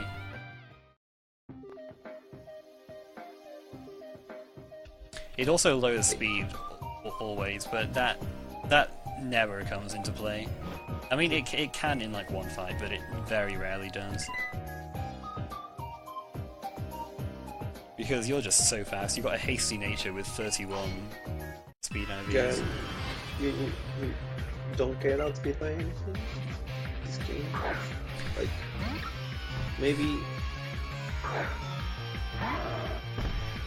I'm thinking if you actually get outsped by some, like, Crobat or something. Oh, that was really lucky. That Scraggy's only a 25% damage range, but I got it.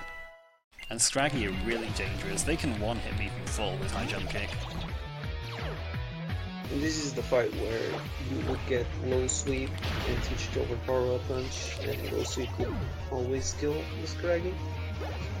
Yeah, I guess low sweep is kind of a strat you use if you don't want to if you want to be a bit safer and don't want to die.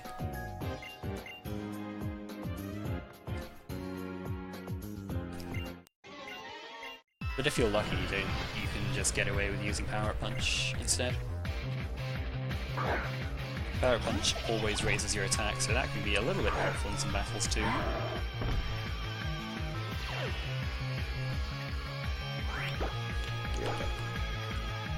Yeah. Really helps, especially with making sure you don't have to rely on multiple hits with Bone Rush.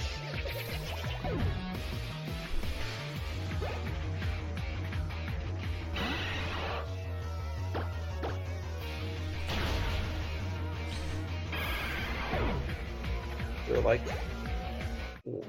there's like 2 fights, I think, or maybe a little bit more, that you don't kill with 2 hits with Bone Rush. Normally swallows are a problem, but most of the time you just set up Sword Dance is enough so that 2 hits will always kill. Yeah, 2 hits are generally fine. Yeah, it can hit from 2 to 5 times. It's more likely to hit 2 to 3 times than 4 to 5 times. I forget the chances exactly. But it's 25 power per hit, so it is a powerful move if you get lots of hits off. It's also 90% accurate, which kind of sucks. But what can you do? And only 10 PP. So the reason I used Power Up Punch there was just because of that case, because it just used Roar. Because if I set up a Sword Dance and used Roar, I would, might not kill in 1 hit. And it's actually fine if I get roared out, because in previous games your experience would be split between your team members, but in this game each participant in battle gets 100% of the experience.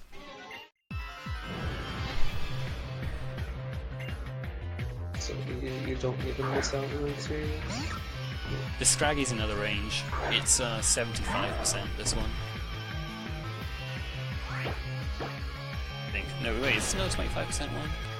Well, I didn't get it anyway, but I have to check my notes again. Kind of forgot what that range was.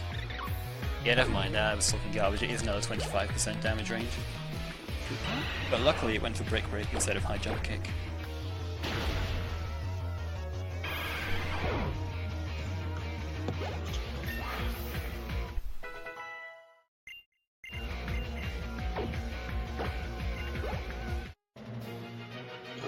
We didn't miss that turn.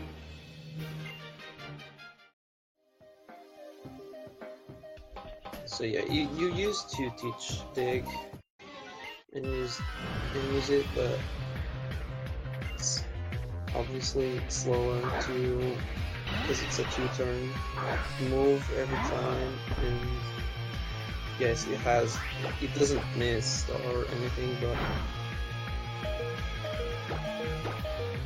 that's also a fairly new addition to the map. Yeah, that's probably the biggest thing that's changed since last year. Not getting Dig and using Bone Rush instead. That Golbat is 1 level 2 low to learn Acrobatics, so it's quite nice because if you're at like the kind of HP that I was at, you don't have to heal. Acrobatics is really scary. Yeah, Acrobatics just it's 110 power move if you're not holding an item, and these guys don't hold items. And it's normally they're Golbat, so it's also stab. So that's it.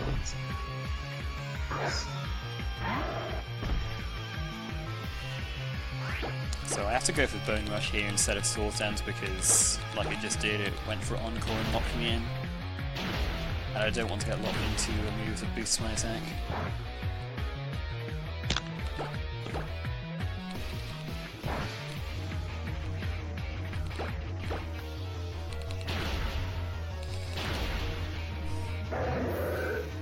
That's 2 misses, but luckily I didn't get paralyzed by Body Slam. And this is the fight that if you get the 5 hits, like you can one-shot it. And yeah, you can only one-hit it with 5 hits, unless you get a crit on one of the hits or something. yeah, and even then it's only 4, pretty sure. So Yeah.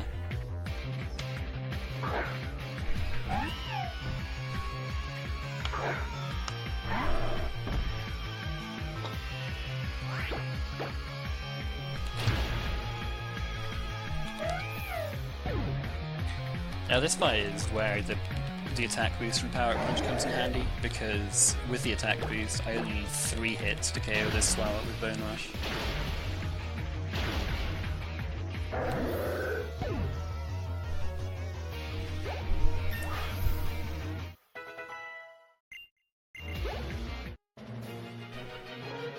I'm using Lucario because it's got really good stats, and it later on, at the moment, its moveset's not that great, to be honest. It doesn't have any really high-powered moves, but later on it learns some nice moves, and it can Mega Evolve, so that's always good. Yeah, that's gonna come up one more time. Because having the Lucky Egg as often as possible is obviously better than having the Mega Steel, which doesn't do anything. But there is a fight where we're gonna Mega Evolve. Yeah, Mega Evolving is just not used in general because it is the animation is pretty slow.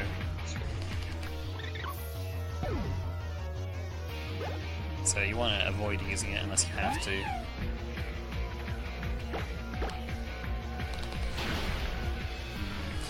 $84. Then the next fight, Fire Fang can do 86 damage, and it can that's like a 1 in 16, but I think it's like a 2 in 16 or 3 in 16 chance it hits 84. But this AI is kind of a bit random anyway, so it might not even go for Fire Fang, so I'm just gonna go in. I have Revive if I die anyway. Like, I'm not gonna save as often now because I've bought Revives, so if I die it's not the end of the world. Yeah, we don't care about dying as much because we don't have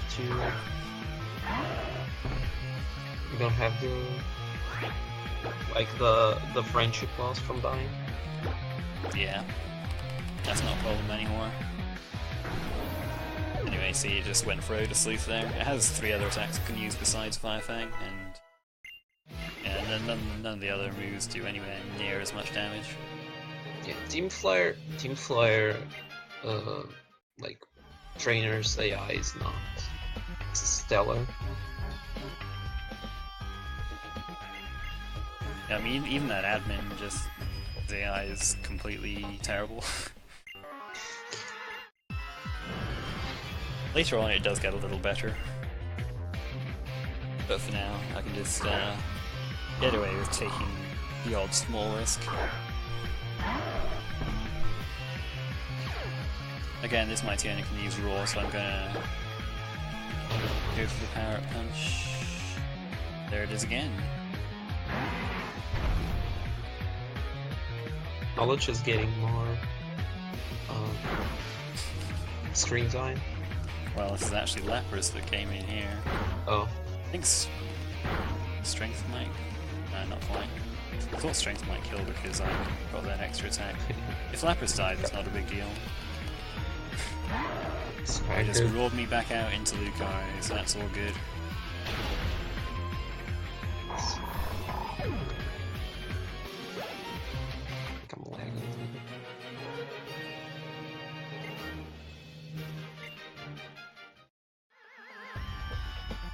I guess this is another good thing about using Lapras instead of something like Squirtle, because if you got raw down to Squirtle, well, I don't know, I guess, you know, you might die easier. Well, probably be better.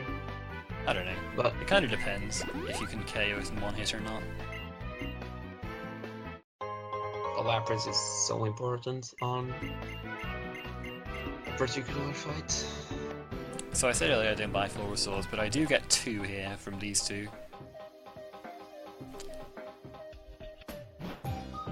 And they can come in handy in a couple of places. But I might not need them.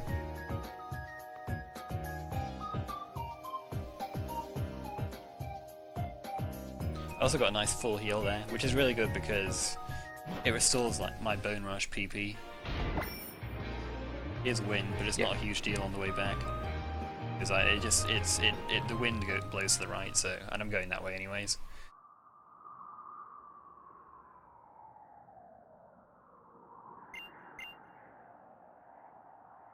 And a wild 17 feet tall guy appears. He's not quite as tall as Exeggutor, but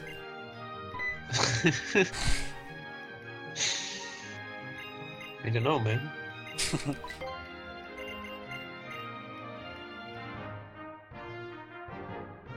He's definitely taller than Kalos Exeggutor.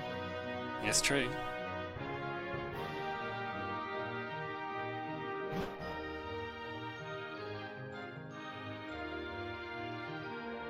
And now time for Eiffel Tower. I mean, Prism Tower. Prism Tower. No plagiarism here. I'm sorry.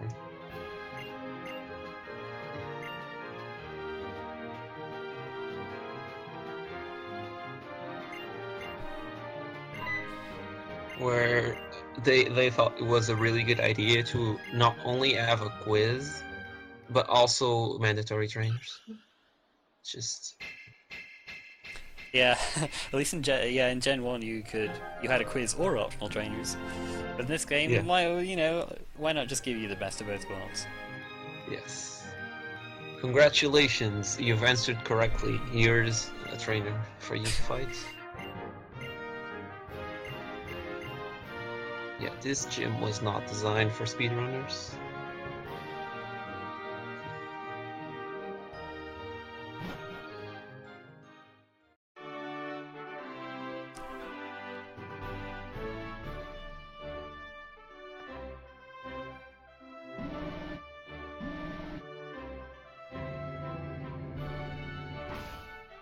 Anyway, yeah, just pretty dumb shadow game. So yeah, you can't even just go to the answer, you have to hear the question first. It's just Otherwise this trainer's like, what are you doing? You've got to hear Yeah. the question first. Who's that Pokemon? Wow. Is it Emolga? Is it the Dene? Or is it Pikachu? Such hard, very challenging. Pretty tricky. Yeah. I mean, the Dene is. They're gonna use this again, and then it's gonna be Mimikyu. And then we're gonna get wrecked. Is it Pikachu or Mimikyu?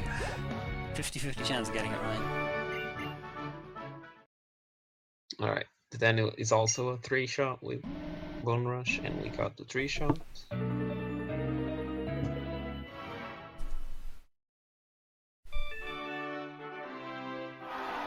And the really trolley fight is the third one, I think.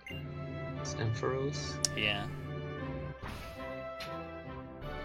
What's really nice about Bone Rush in this gym is that it doesn't make contact, which means that some of these Pokemon have the static ability, which would, well, you've seen it earlier, me hitting Pokemon and getting paralyzed from static, but there's no chance of that happening here because Bone Rush does not make contact with a foe, so I can avoid getting paralyzed by static.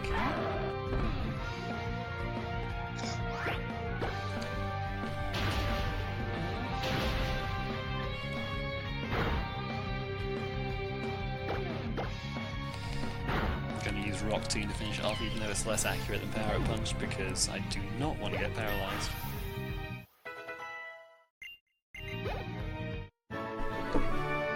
Yeah, both Rock Tomb and Bone Rush do not make contact, which is really important. Because we all know if you eat an electric Pokemon with a contact move, you 100% get paralyzed. That's how it works, especially in Marathon.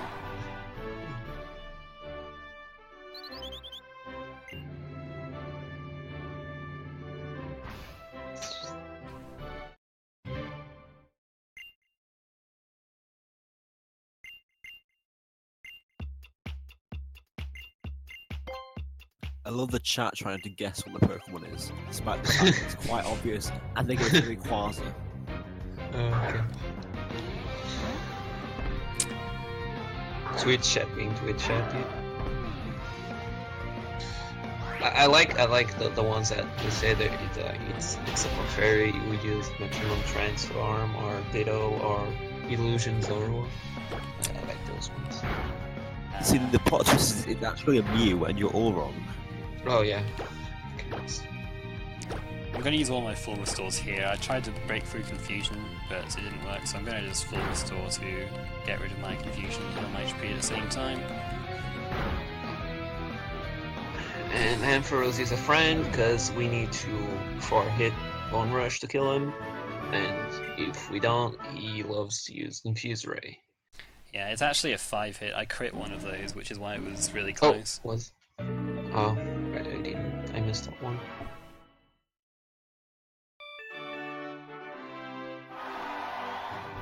When is Pokemon Z? You know, I really thought that that in a year you know, this year we'd have like Pokemon Z or Pokemon Z, if you want to call it, or however you want to say it. But I'm quite happy with, you know, them focusing on new games instead. That's fine with me. Yeah, it seemed quite weird because all the stuff pointed towards Pokemon Z, like the Zygarde forms, everything seemed like Z was coming, or like X, Y, X, Z, and then they just dropped Sun and Moon out of nowhere. And we're like, oh. Yeah, that was... That's fine with me. Yeah, I like Delta Emerald was trademarked too. I think they do that with, you know, lots of a bunch of them, just I guess to keep their options open or something. I'm not really sure. See, Nintendo should trademark Pokemon Uranium and then file a DMCA on them. Alright, so here's a really nice move, Aura Sphere. It's 80 power, like nice and consistent damage, 80 power, special, never misses, which rarely comes into play but can do. Doesn't get boosted by Soul's Dance, unfortunately, but it's just, you know, Lucario has a lot of power, so Aura Sphere can be enough to take Pokemon out just on its own with Aura Sphere. Yeah. It's not the best move he's gonna learn, but it's pretty close. Yeah, it's pretty dang good. It's also nice that it's such a powerful move, but it also has 20 power points too. Yeah, the PP really helps.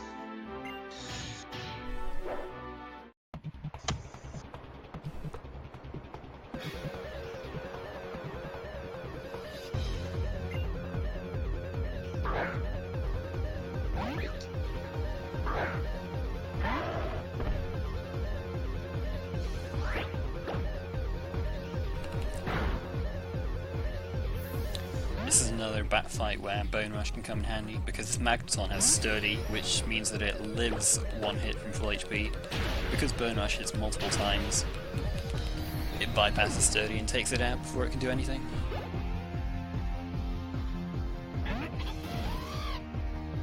I mean, it normally uses like Gravity or Electric or Terrain, or yeah. but it would have used Thunderbolt there because I'm in range of. I'm in range of it. Yeah. Yeah, I meant that. It's the left turn. I always think it's quite an elegant fight, just because I used each of my moves exactly once to take them all out. It's just, yeah, the Rock Tomb is almost Final Gambit. Or like the... Is that the move? What's the move's called? What are you saying? Final Gambit? What about it? No, I mean the move where you have to use all other moves to use. Oh, Last And it's Resort. Yeah, Last Resort.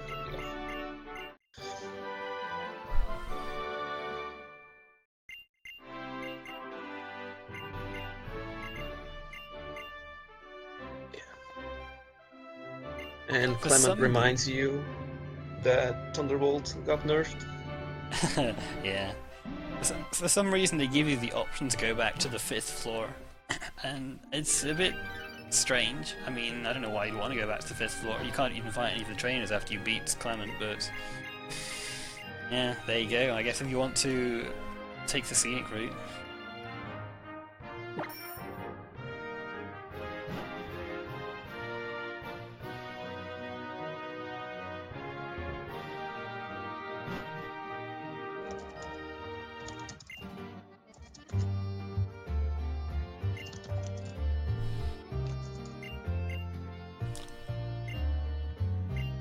Right, and now it's time for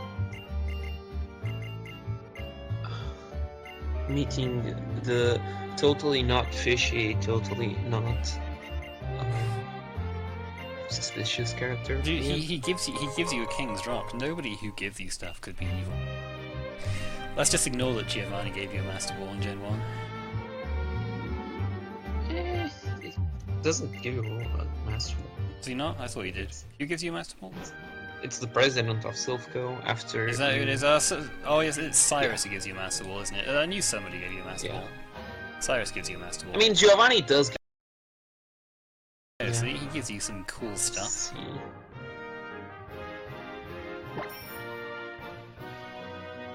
Is that the Team Flare leader? No. I mean, I don't know. Maybe. It's a mystery.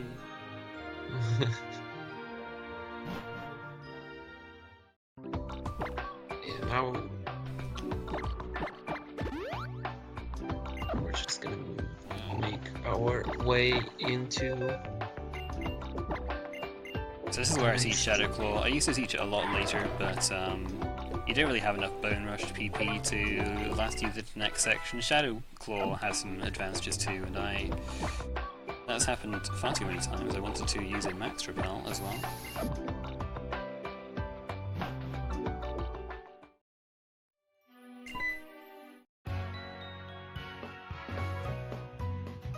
Yeah, you used to teach Shadow Claw like on slot 1.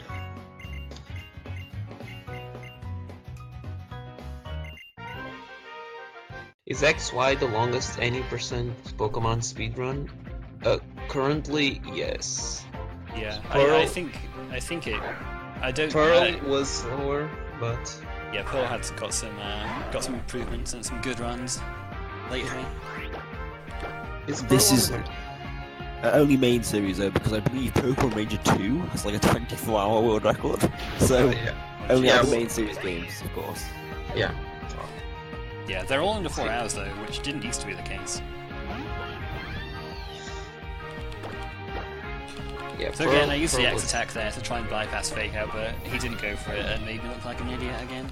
Thanks, Kalen. It's fine. And Light Screen kind of sucks because Aura Sphere usually doesn't KO the Absol with Light Screen up. Just great. Unfortunate.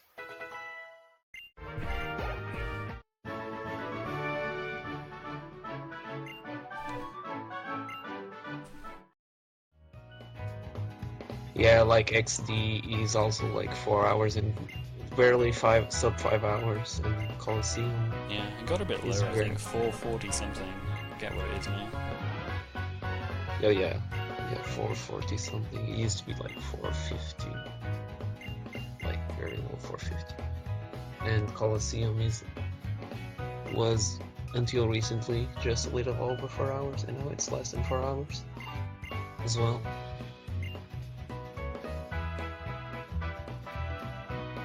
What happened with Farfetch'd? It got outclassed and outleveled.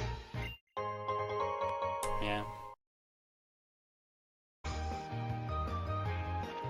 Do they go Espeon? Yes, in XD. They go Espeon and Ursaring. Or to the Ursa. See me on the right. Zarian, there was like some discussion with using... Not some discussion, like Zarian did some runs with Houndoom and Espeon. But... I didn't go into the movement very much in the swamp place, but basically, you know, there's some darker patches where you go really slowly. There's also like a bit of, like before that male spinning ranger, you have some leaves, and yeah, if you get stuck in them, he sees you. A horde of faceless men. Scary stuff, guys. Yeah, the world record pace got Alucid, like I said in chat. Also, reminder that it isn't Dux, it is Quackling, and Quackling is way better than Dux, because Dux is... Oh, that's a contentious statement right there. Dux is the sign of failure.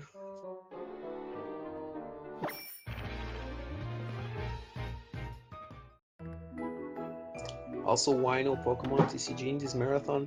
Sorry, There was one Pokemon TCG run on a marathon, and it did not go well. And I say it because I'm the one who did it, and it was terrible. And it's not a good marathon run unless it's a race, and there were no people interested. This gym is full of spinners, basically. You just gotta be a bit patient. Get past them.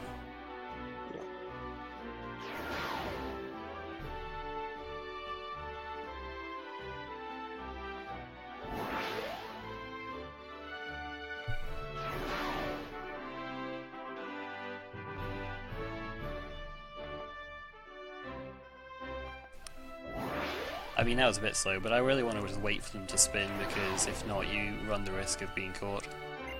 Because you can like 100% dodge every spinner in this game if you're patient enough.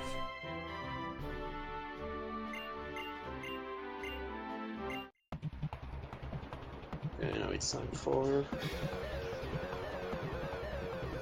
Dang, I actually forgot her name. Valerie. There we go. Yeah, this is just pretty straightforward fights. Yeah, I gotta set up 3 times if I want to one-hit everything. And this Morlock can be a bit annoying, because if it uses Iron Defense even once, I can't one-hit it with Shadow Claw. So I'm gonna try and go for an unlikely range with Aura Sphere. It was close, but not quite. But Mawile just cannot do damage to you. Yeah, it just has Crunch and Faint Attack, I think, are its 2 attacking moves. And you resist those. Down, actually.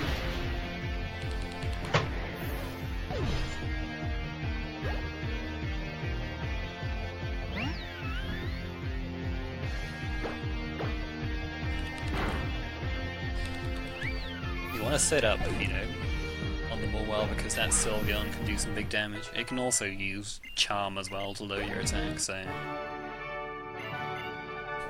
Nice to be able to set up on something that can't really do anything to you.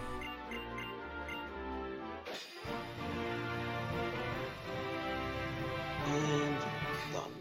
Yeah, as you can see, after the 3rd gym, like, the actual plot of the game starts to pick up the pace and just run through some gyms pretty fast. Yeah, the time between Clemens and Valerie is, like...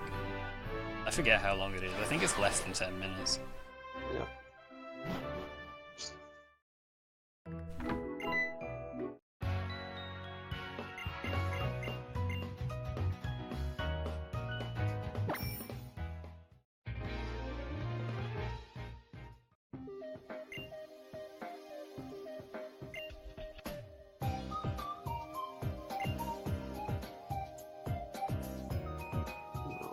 Time for the Pokeball Factory. We get more of this cool music again. Yeah, this music is really good. I'm so sad that I can't actually hear it. Oh, can you not? Oh yeah, I guess because you're talking to me. Yeah. Get really confusing too.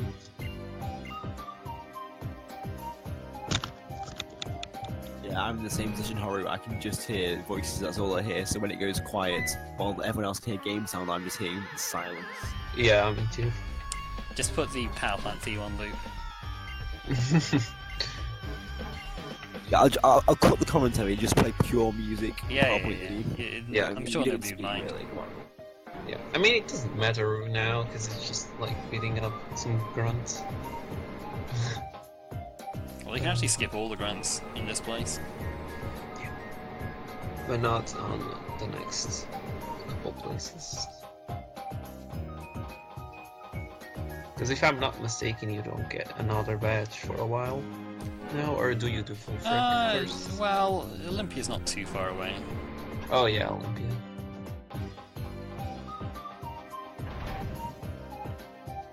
It's between Olympia and full frag things. You get all the other.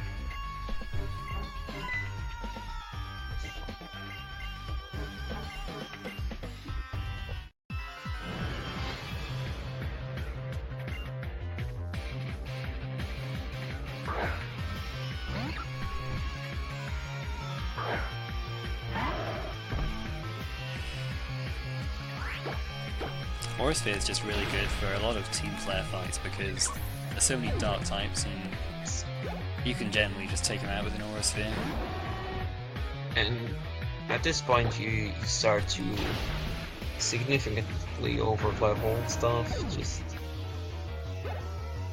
as a nature of having the lucky egg on for a while.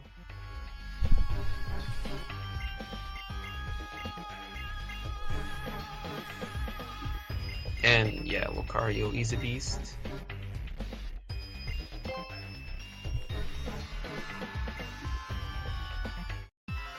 Like Chasky is saying.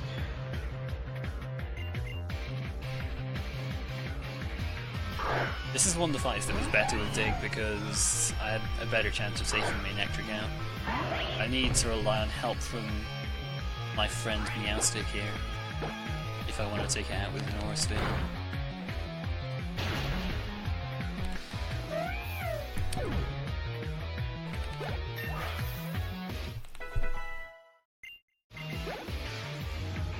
So I'm going to need Meowstick to use Psychic if I want to knock it out this turn. Oh, I got crit, dang. Rip. Oh, did you? I did, I guess it doesn't really matter which one I took down to. Yeah, just... Good thing I have revives. Come on, Meowstick. There we go, good. Well done, Meowstick. I'm kind of glad it didn't use Psychic to take it out that last turn because I would have missed out on experience with Lucario, but I managed to revive it in time. Yeah. And again, even if the Pokemon dies and then gets revived and not sent out again, it still gets 100% of the experience. Yep. And in this case 150% because lucky egg.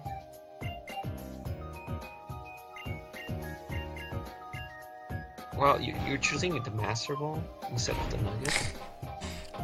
I mean, the first time I played this game, I actually picked the Nugget because I rarely use my Master Ball for anything. I think he just gave me the Master Ball anyway. Toying with my emotions, that man.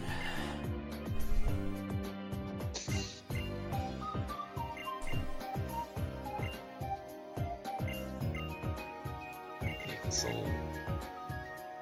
like, pretty much every Pokemon run from Gen 3 on, we're gonna use a Master Ball. It's actually interesting, I've never thought about that. We, like, every run from Gen 3 on uses a Master Ball.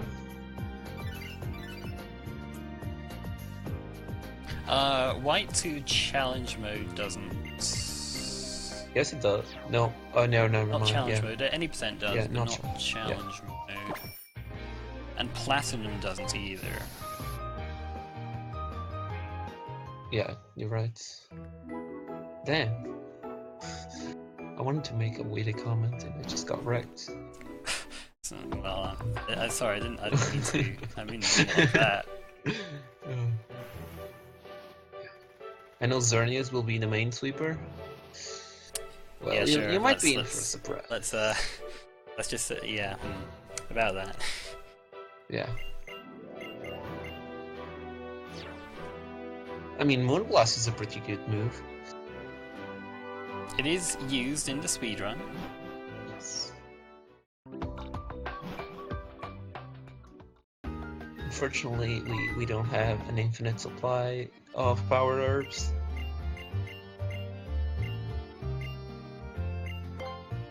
To use Geomancy over and over again.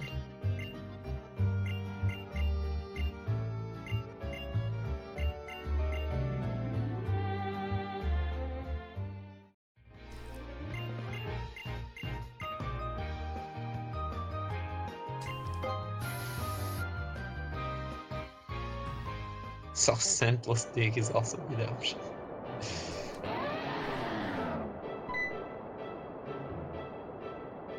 It's like top 100 good options.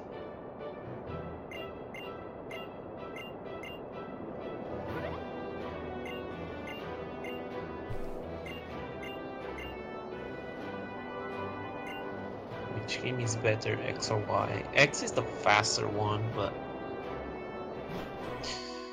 I think that's just, you know, up to your own opinion. What Pokemon you prefer? Yeah.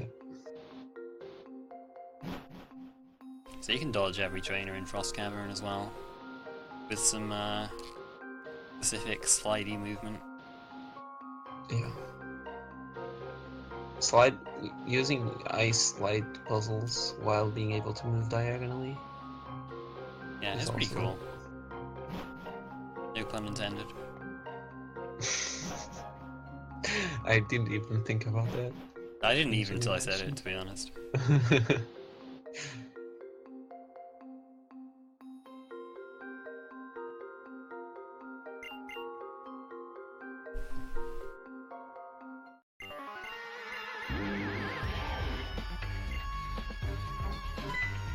There are people who don't like the deer with headlights. That's a good description of Xerneas. Also, I like it.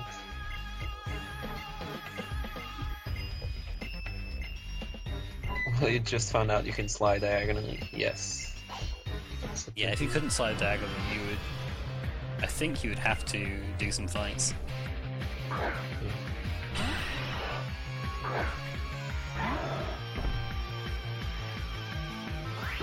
X is better because Xerneas is far better than Evoltal in VGC. I mean, there are Evoltal teams in VGC.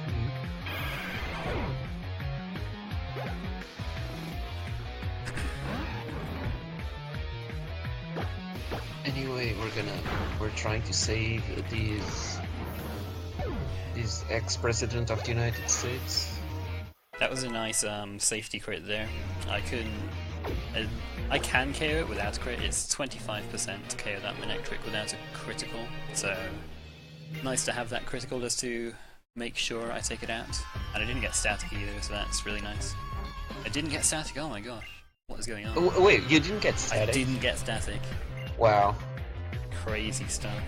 I mean, it's because it's because it's no longer single segment and we're still going. Oh, I guess that's a good point.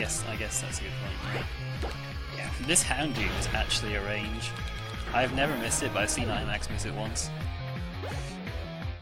1 in 16 to miss that damage range, and then it just hits you with Flamethrower for some big damage. Right. Don't jinx it. Don't jinx yourself. We found a Pokemon that's higher level than me, though. I was only level 47, but that thing is higher level than I was.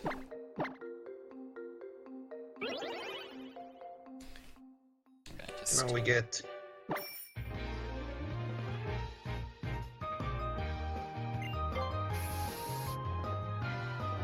It used to be hilarious. It used to be hilarious that you, on that menu, you use escape rope.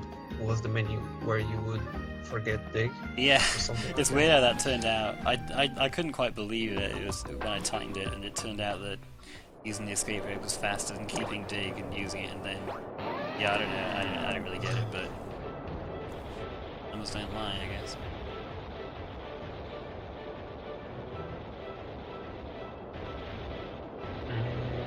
Getting the Mamoswine, which is as slow as the Rhydon, but I think he's a little bit faster. thankfully no encounters.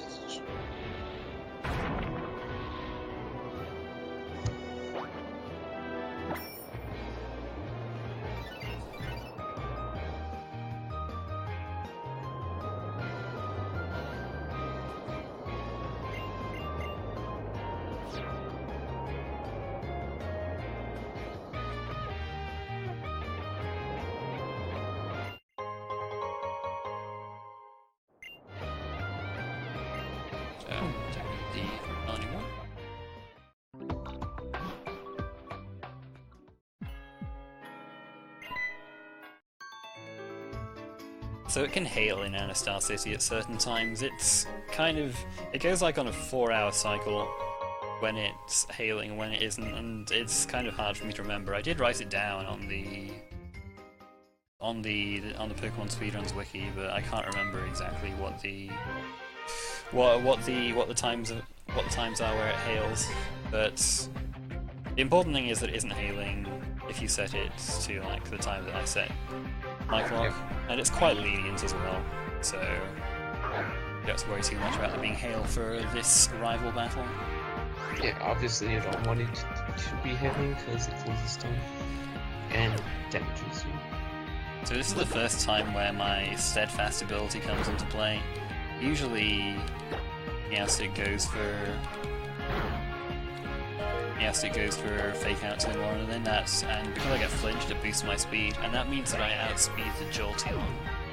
I don't outspeed it without that flinch. Yeah, we didn't mention what was the Lucario's ability, but Yeah, it just very rarely comes into play, but here it does. I think it's like the only place where it's actually... This is the only place, yeah. You got quick attack there. Absol's quick attack can do 14 damage, so I'm gonna heal. Okay. Is it gonna need to heal anyway? I mean, I get fully healed after this fight. So, I mean, if I'd have known it would have gone for Sword Dance instead, I wouldn't have healed, and then Kalen just heals me up afterwards. Anyway. Yeah. So that's a shame that if it had done, like, if Jolteon's quick attack had done 1 less damage, I wouldn't have healed and I would have been fine. It's fine being safe for Marathon. Anyway. Yeah. Now it's time for... Time for doors. Time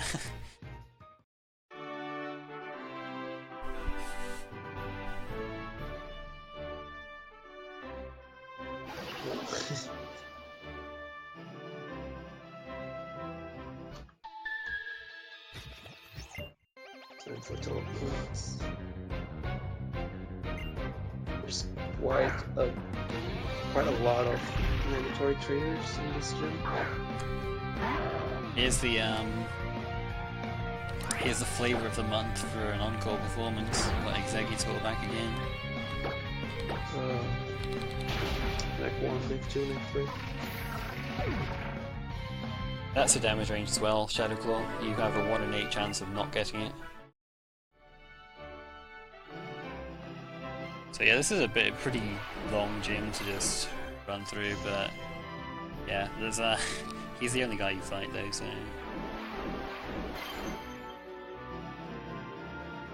Well, apart from the gym leader, of course.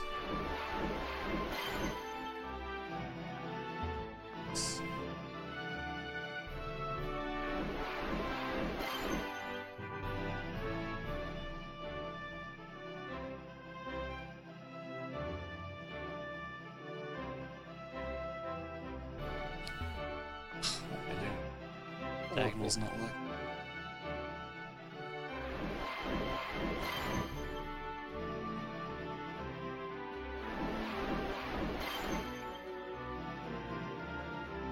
Is this the dragon type gym? No, it's like this guy.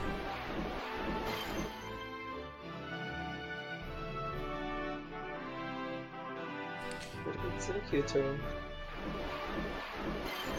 Reminder that Exeggutor is a dragon, but Charizard isn't. Heal up again. I mean, it's quite nice to not heal because Olympia might just either not KO with Psychic or use Light Screen instead, but at 55 HP I'm like 50-50 to die if Sigilif uses Psychic. So I'm just gonna heal up. Exeggutor being dragon makes sense. It's based off the dragon poetry. This is where Shadow Claw really comes into its own. Yeah. Not only is it very useful versus the Delphox, it's also just fair through this gym. And Light Screen's the best thing Sigilif can do. It can also use either Psychic or Reflect. Reflect is the worst one because you have to set up 2 more Source Dancers. And that actually happened last year, but this time around I got the best outcome. O-powers are not allowed for the Speedrun Smasher, so that's why we're not using them. You have to disable the wireless communications. Alright, that's really unusual. I'm at full HP and Meowstic didn't go for fake outs. I've never seen that before. The only time I've seen it not go for fake out is if you're in range of being KO'd by Psychic. So that's a bit of luck.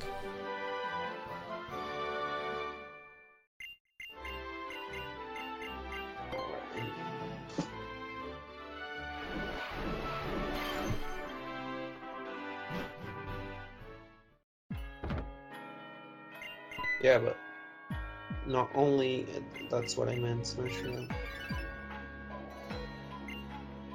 You need wireless. You can have Wi-Fi off, but you do need wireless on to use O-powers.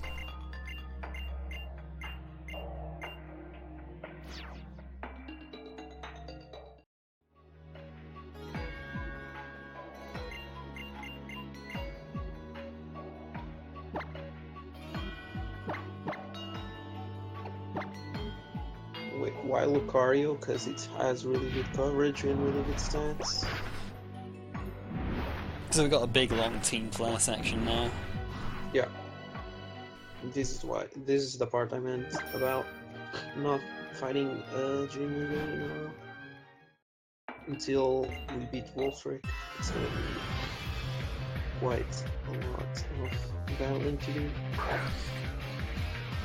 This Scrafty's not a favourable damage range. It only dies 5 out of 16 of the time.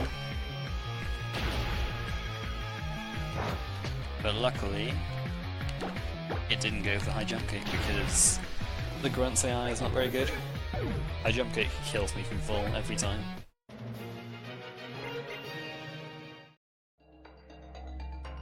Again, base AI being great and not using the move that one shots you.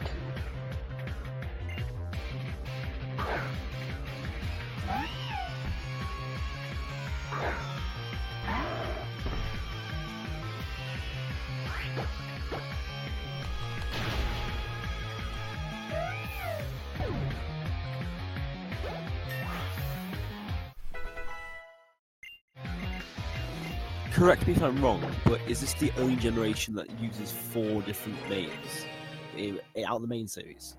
Yes. I think so, yes.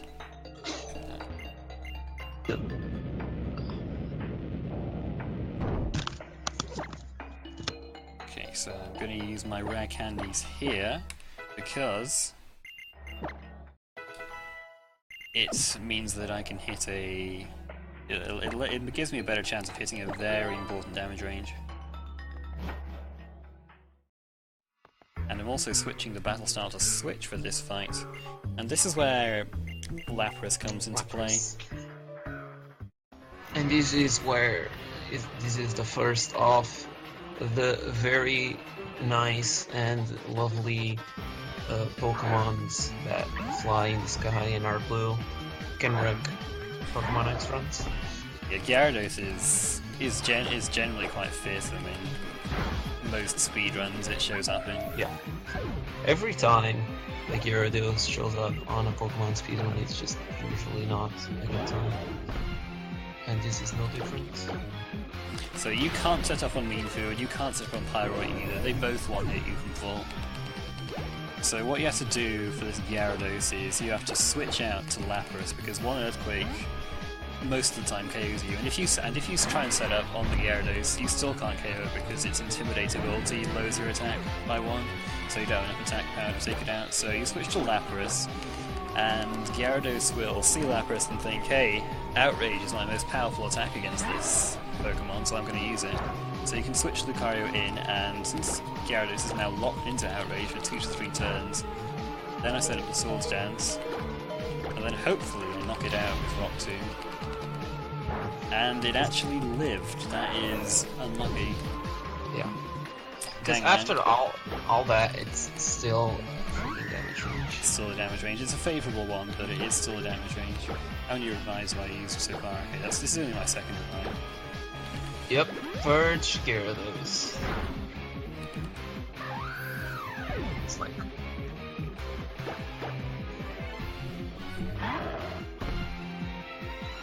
Yeah, that's really unfortunate, but... I'm sorry. I forgot I slash Shadow Claw, dang. Ah, I could have used that instead of Wars there. Never mind.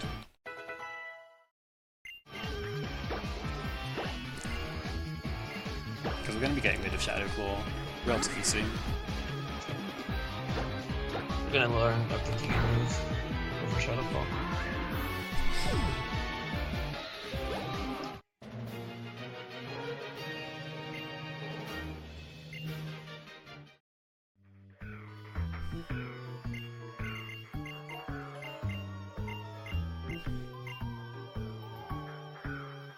Yeah, I think it's either like 25% or maybe even a bit less than that to not KO the Gyarados, so I got very unlucky there. Yeah, but it's fine. We had 5, so it's okay. It's all good. Are there any glitches in Gen 6? None that are useful for speedrun? At least not we haven't found.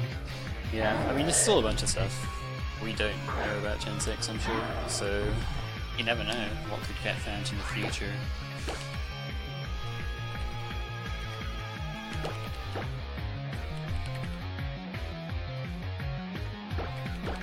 So this is another great example of the fantastic AI using Stockpile, then using Swallow when it's at full HP. Good job. Yeah.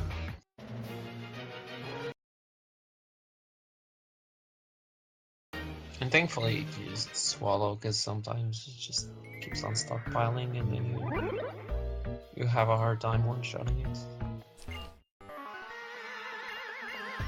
Right now I have 7 badges, Nelson Tangler. Yeah.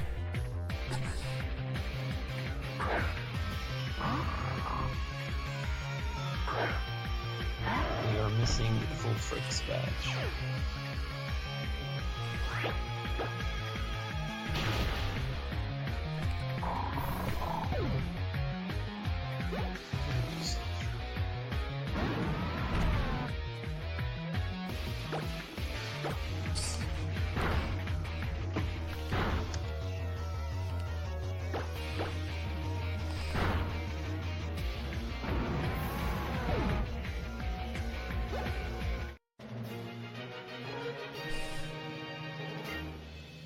Again, Aura Sphere being a non-contact move because Verligon has rough skin.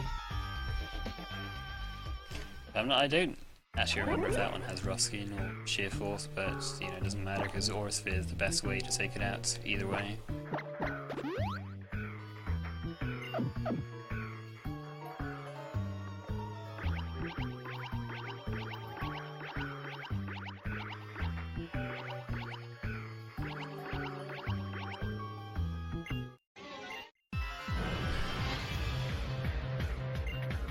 Yeah, Aura Sphere just overall very useful. Yeah, this is the section where it's really nice that Aura Sphere has so much PP because you use it so much in this section just to clear out these Pokemon. All these dark Pokemon are like weak Pokemon that die in one shot for Aura Sphere. You can see already we've used a bunch.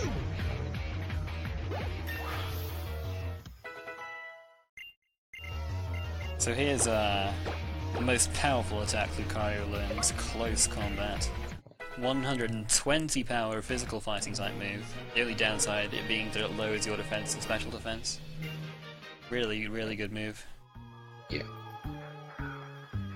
The actual downside on the speedrun is only having 5 PP. Yeah. So it's such a powerful move there.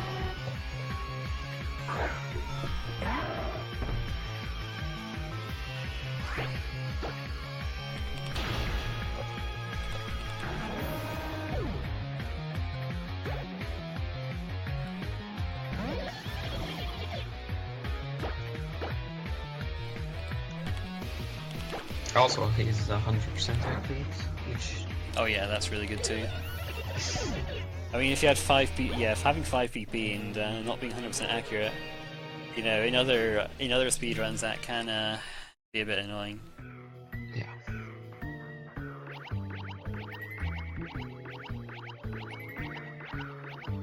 Going on Team Flair's Wild Ride.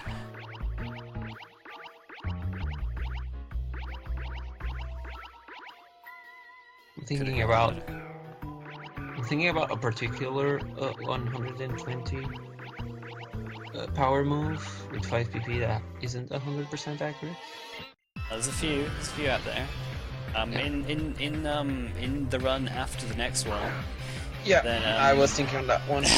That's he got a really fun move there. Although actually that's 10 PP, isn't it? So that's not quite so bad. Yeah, but there's before that first move, which is really fun. There's the other move, which is not as fun, but still fun. Yeah. The next run is not gonna use very accurate moves. Let's just say. Also, the next bit on is Pokemon Dash, so that's not really going to be using moves at all as we know them. These dash moves. Fuck this.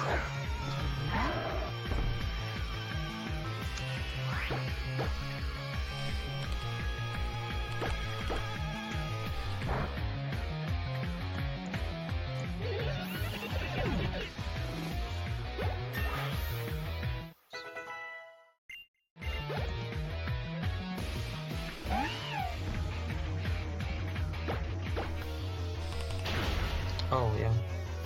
Yeah, I was that Tyrant's run was up next. I mean, there's a lot of games being run, you know. Yeah. Wouldn't blame you for misremembering the order. Yeah, just bad. There's still Dash, which is also a really interesting run. I've never seen Dash. I'm gonna have to be eating dinner during it, so I don't know how much of it I'll catch, but it's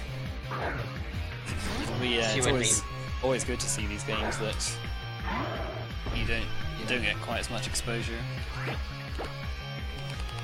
So Mabel's Houndoom was level 48 last time we fought it, and now it's level 46, so yeah, I'm not really sure what she's doing, but it's fine by me, I suppose. Just I mean, you absolutely murdered the other one, so she had to get well, I guess another so. one. She just wanted to trade that one in. Fair enough. Dash. Yeah, Dash is up next. I thought that it was hard cold 80% next. It was my bad. But Dash should be really good too, like all ones are gonna be.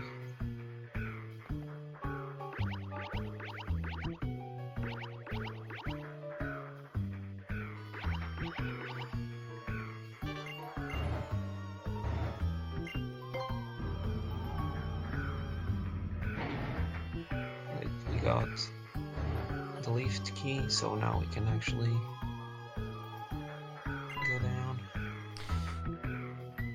So having in a long run like this, having a nice cutscene here is actually quite nice if you like, you know, if you need the toilet or something, or if you're getting hungry or getting thirsty.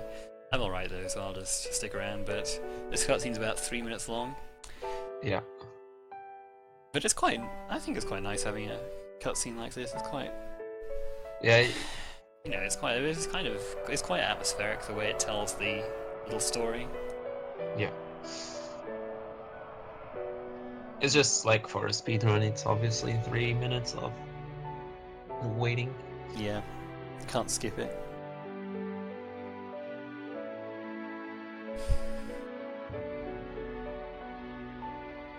Yeah, and chat, prepare your Bible thumbs.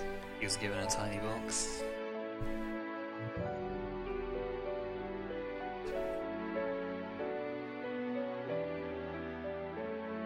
Damn.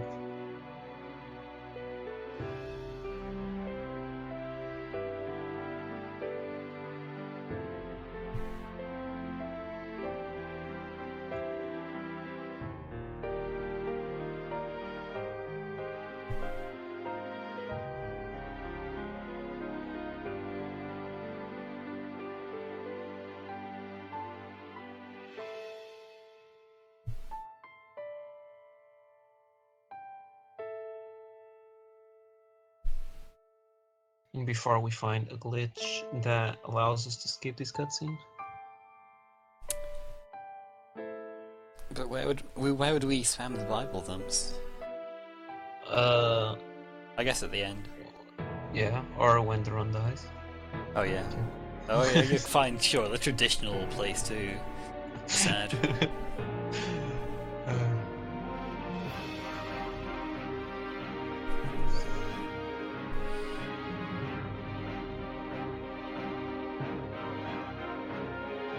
Wow, Niston. What are you doing?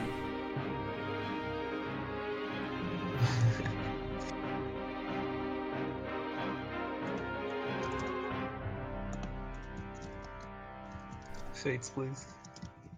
I use which emotes I want. It's not. It's my chat now.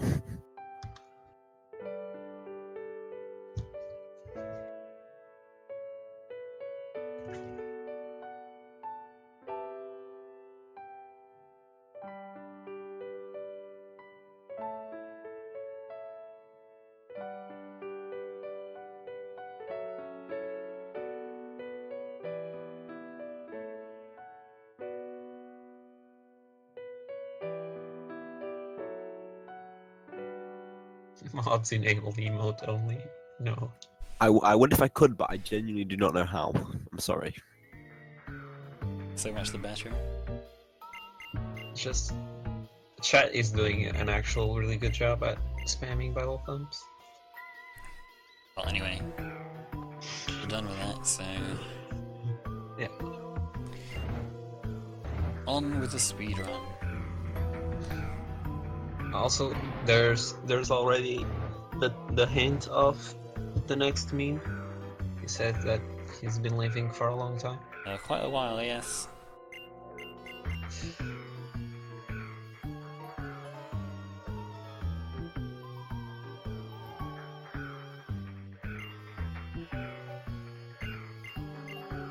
Yeah, we're pretty close to being done with the Team Flare section. Well, this team class action anyway. Yeah. We follow the team class action with another team class action. Yep.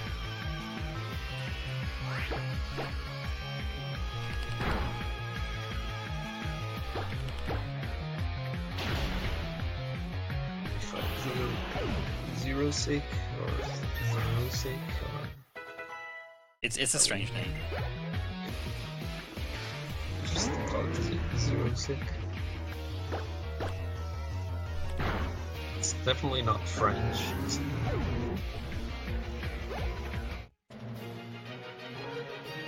Maybe they thought we'll give him an awkward name and it won't really matter since you only see him once in the main game anyway. Yeah. So now we have the And option to blow up the world or not blow up the world, and we choose blow up the world because it's faster.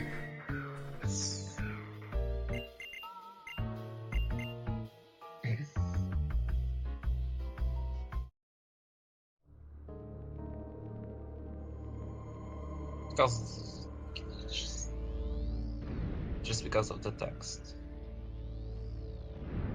Yeah, I mean the same thing happens either way. Yeah.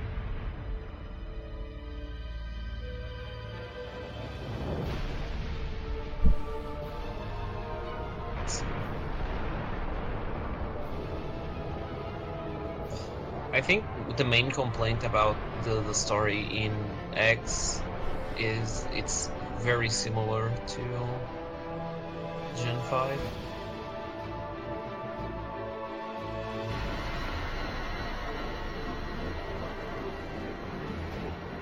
I guess that's like the main complaint.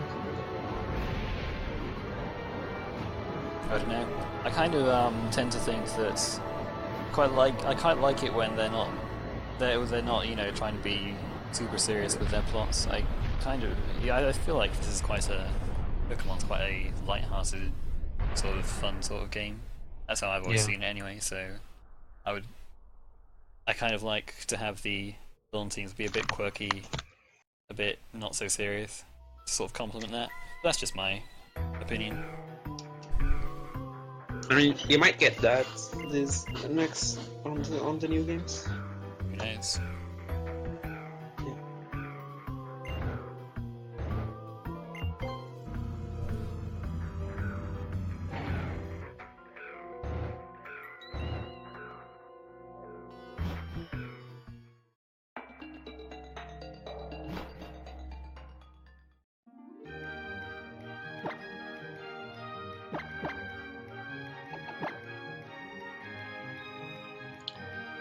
Alright, and now time for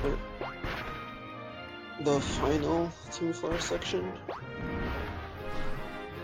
So this is where I used to do the shop for like other stuff when we bought Dig, but I still go in here just because it's nice to be able to quickly put the car in the box and take it out, and that heals its HP and more importantly its PP. So I get my close combat power points back and my aura sphere power points back. Yeah.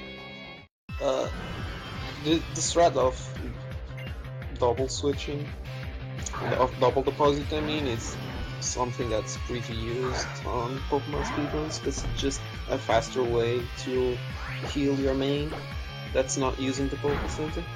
It's normally slow because of the cutscene. Especially on Gens 4 Plus, it's really fast to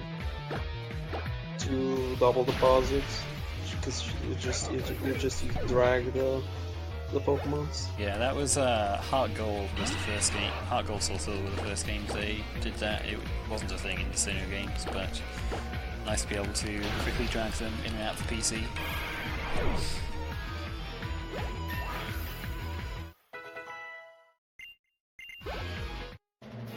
But even then, like in Gen 2 and Gen 3, and Diamond, Pearl, and Platinum, you do double deposits, right? Yeah, you still use the PC, yeah. Yeah.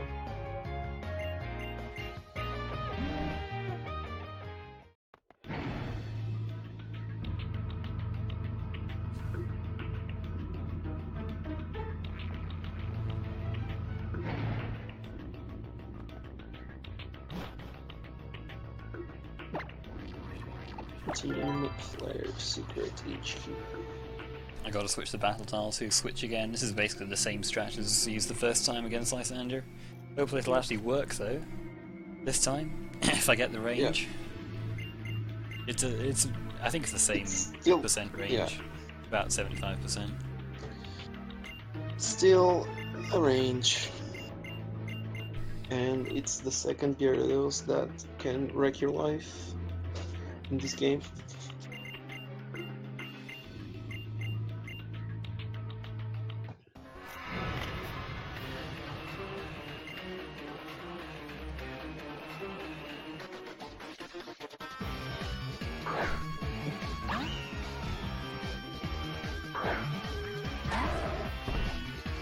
So again, we're gonna switch to lock Gyarados into outrage.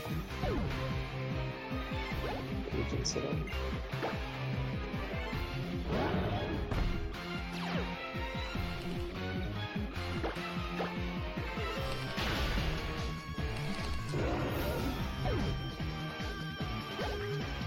Especially since we use close combat.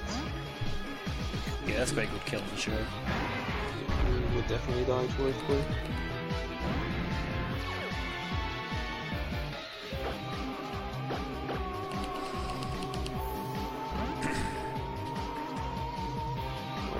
These ranges.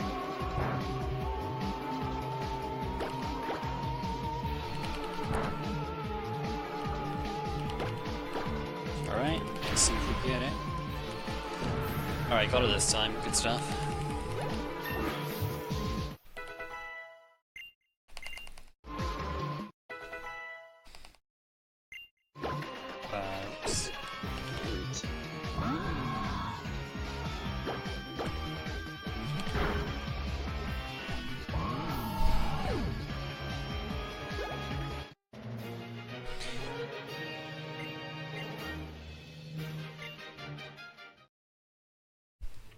Right, that went a little bit better. That was fine. That's how you'd expect the fight to go. Yeah.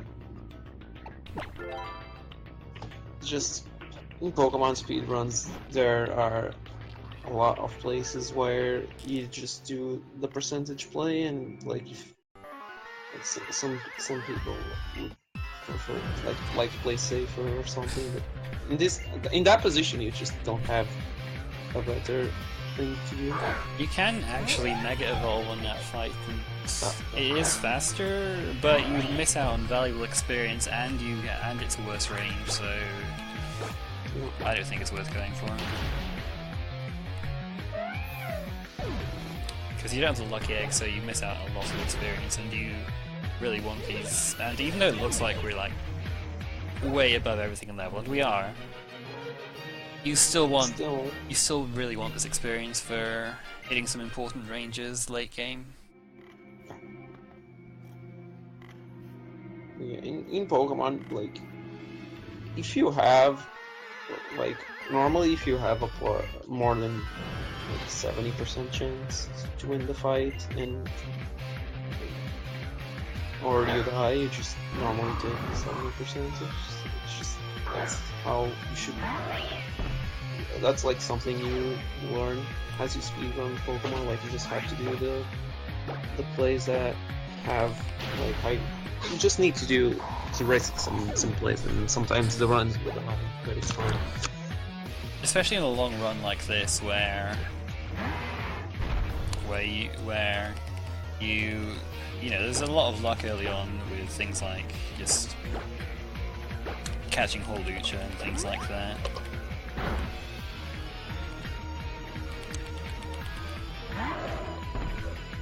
Yeah, and you just want to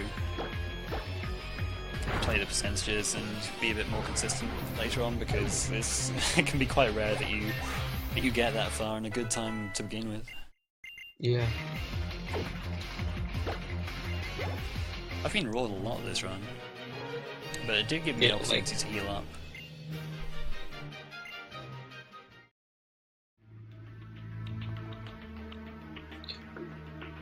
That was like the third roll? Yeah, something like that. Yeah. 3 or 4 rolls now.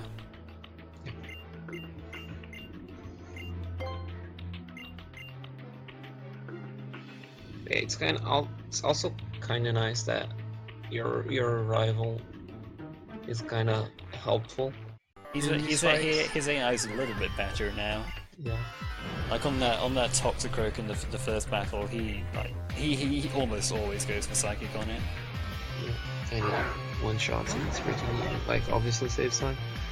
What I would really want to do here is fake out the Houndoom. I'm going to attack the Scrafty because you know Scrafty has worse AI and doesn't always go for high jump kick.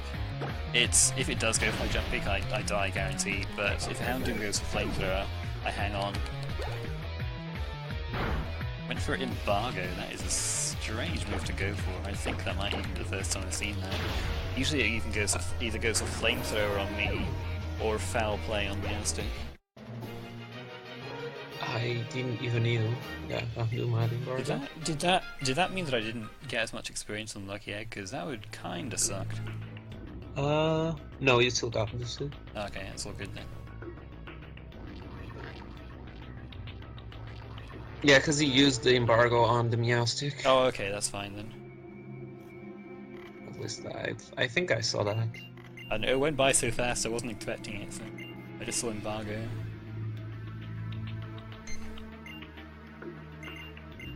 But that's fine by me. It means I don't have to heal for these next few fights.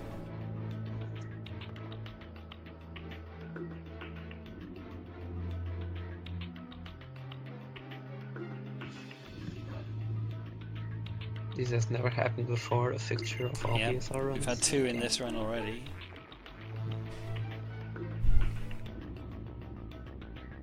Alright, time for Xerneas, which you have to catch. Yeah, not quite yet though. We've got a few admin battles to take care of first.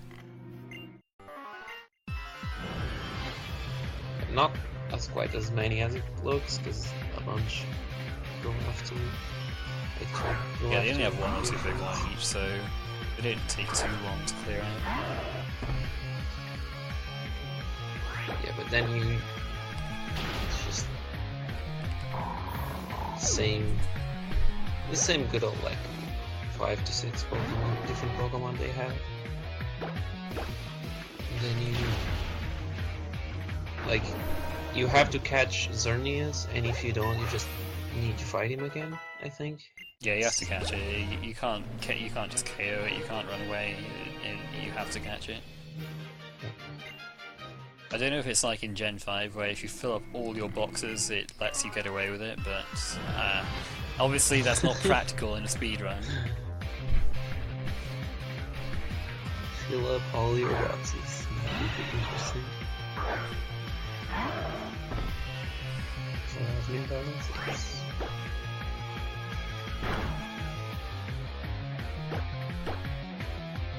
Are there 3DS emulators? I mean...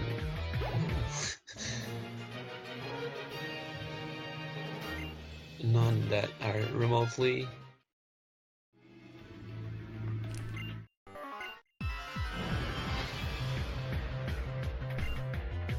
usable.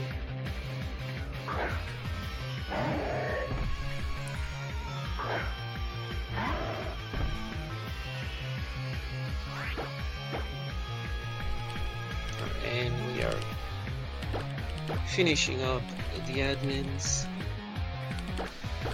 and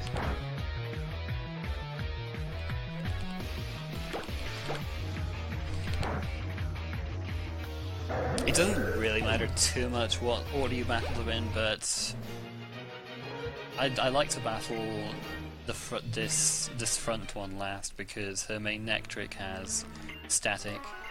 And it doesn't matter if I get paralyzed here because after I catch Xerneas I get fully healed anyways. yeah.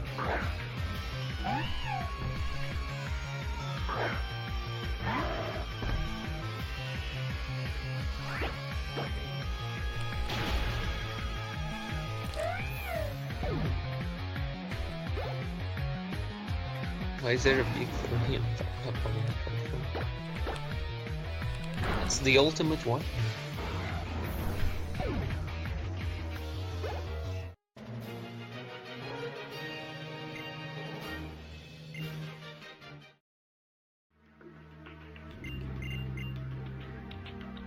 Again, good usage of PP. I always like feel great when a routing ends up with getting heals when you have like zero PP on a move. Yeah, nice when that works out. It's just there's although it's a really bad speedrun in my opinion. Like the gold 20% glitchless route, there's a heal you do where you have literally 1 PP left in all of your moves combined. Wow, that's really cool. Yeah, that's just crazy.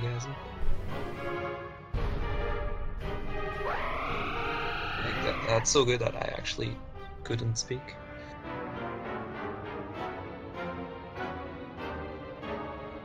Anyway, Xerneas. The legend.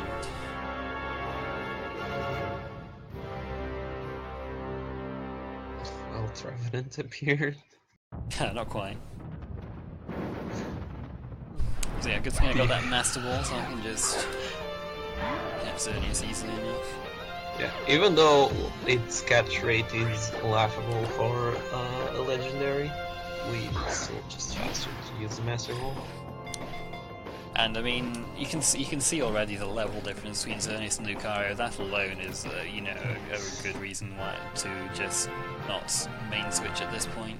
Lucario is 11 levels higher by now, Yep. and you know, it can just Swords Dance is just broken on Lucario. You don't have really anything comparable on Xerneas. It's quite funny how the build up to Xerneas for the cutscene is so big. Just have a Master Ball thrown at it and put it into a slot in your party. Yeah, it does force itself to the front of your party though, so you do see it a little bit. Yeah, and this is why X is faster than Y, because of this fight.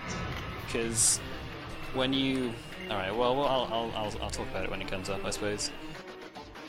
But it's quite nice to have Xerneas out, I guess, against Mean Chow because it just I can always one-hit it with Moon Blast.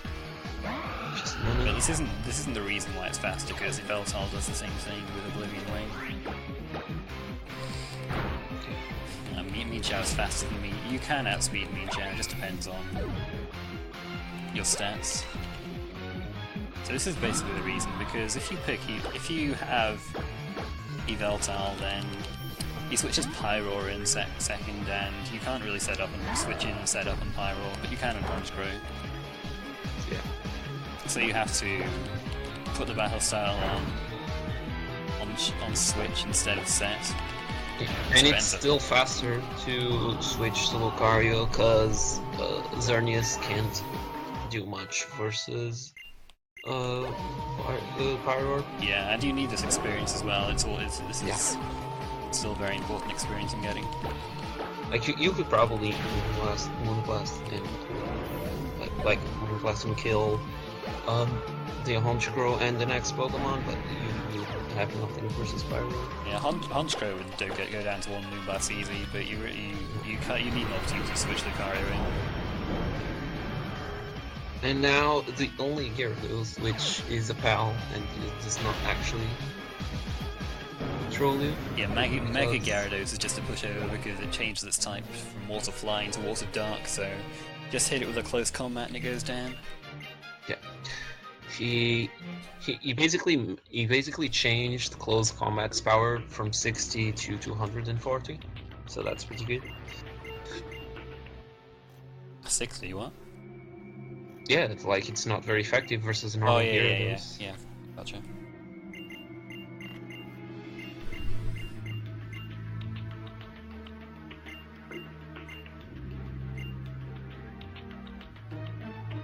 So it just goes down.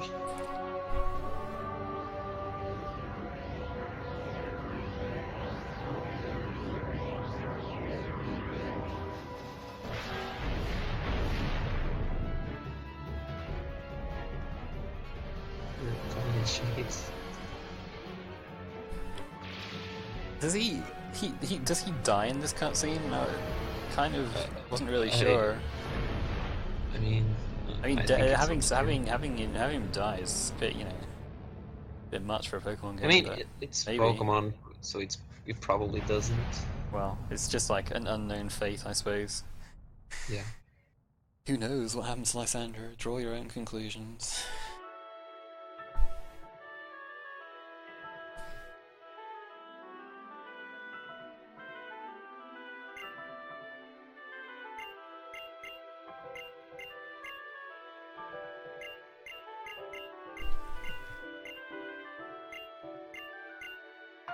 Before Lysander shows up in Sun and Moon.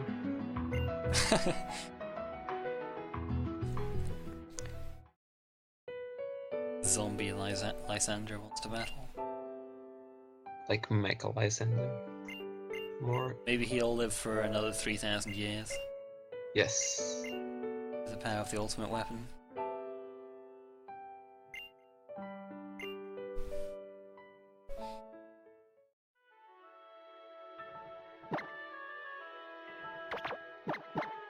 Shenanigan just noticed a major plot hole.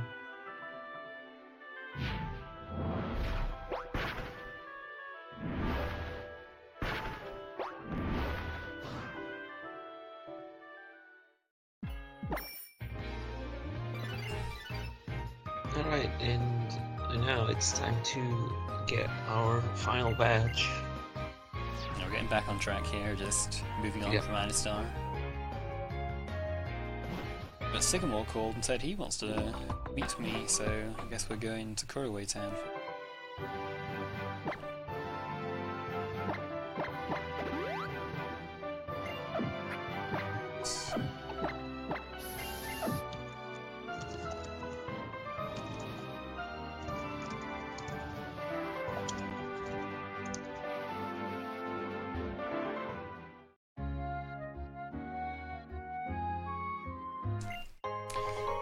Even with all the experience I'm getting with Lucky Egg, I still want this candy for safety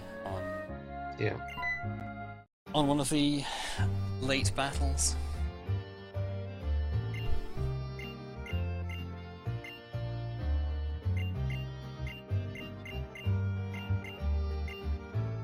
Yeah, and now we fight like a bunch of get the fight with Sycamore first. Yeah, and then Battles me with the fully evolved Kanto starters, level 15. If I don't get hit by this Venusaur, I can go for a 3 and 16 range to knock it out. Okay, well I guess we're going for it because I didn't get hit. I wouldn't go for it if I get hit though, because ooh, that was close. Because if I miss the range, I can get hit so low that I have to heal, because I have lower defense thanks to close combat, and also put it in overgrow. yeah, that dealt some damage. Yeah, I mean, because imagine that, and then like a previous Petal Blizzard or Petal Dance. Alright, we didn't miss Rock too. That's also pretty nice. Yeah, Also, Sycamore's please AI is someone not that ban great actually, Chinese. so even if you miss Rock Tomb, sometimes you can do something dumb, go for Slash or something.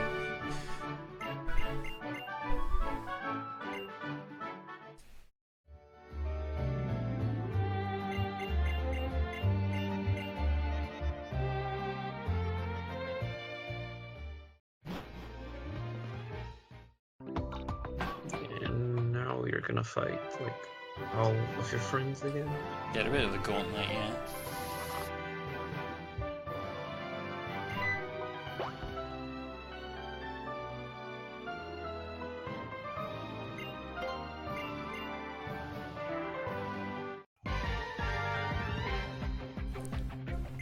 I do think it's quite cool how you battle on a bridge. Not really the most practical of battle arenas, but still, pretty cool.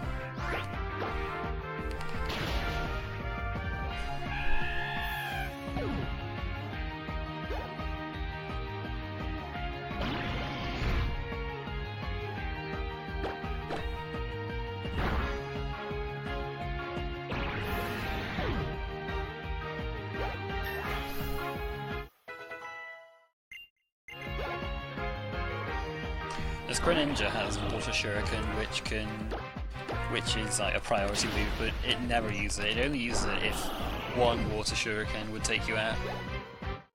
Oh. And I mean, you'd never let your HP get that low because you need some HP to deal with Tierno. And by the way, that's another good thing about Shizune Chespin. She has a Greninja, and Greninja is Dark type and it dies easily to Worms here. Even though it would die to like any other move after the setup, but Yeah, but if she had like Chestnut instead, it wouldn't die to one hit, and it would have Spiky Shield, which could just like protect but deals damage to you, and it's just not that great. so again, it's really nice to see like why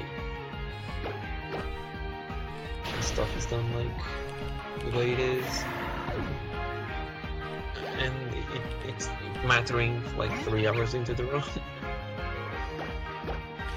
This Roserade only knows Petal Dance. I mean, when Tierno says he likes dancing, he really just goes in, just pure Petal Dance, and Roserade doesn't need another move. Perfect as it is.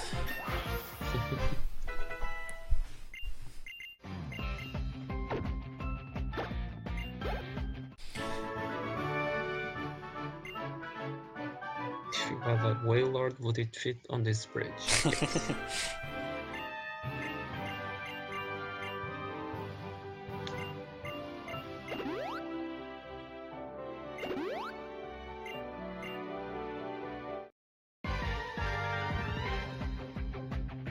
Now Trevor's the most annoying of the 3 battles because he leads with his Raichu, and I have to set up on Raichu to deal with Florges, but Nuzzle. Nuzzle, he goes for Nuzzle and it paralyzes me all the time, so I've got to heal that. Nuzzle is the actual 100% paralyzed move. And then I go for Rock Tomb on it because it's nice because it doesn't make contact, so I don't get hit by static, but I missed, so I just got nuzzled again. And what is this? This is some bad luck right here. you get nuzzled again?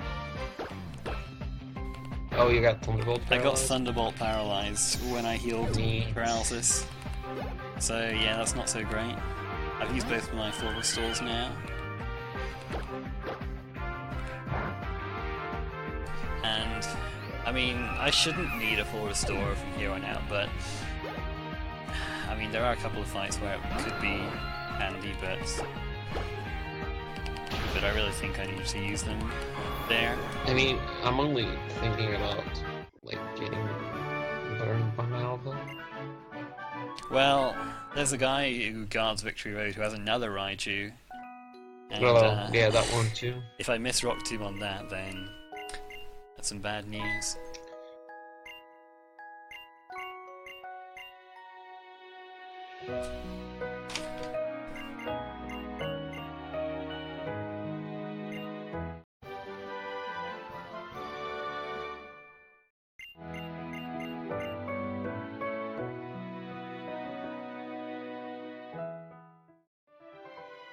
His record is 351.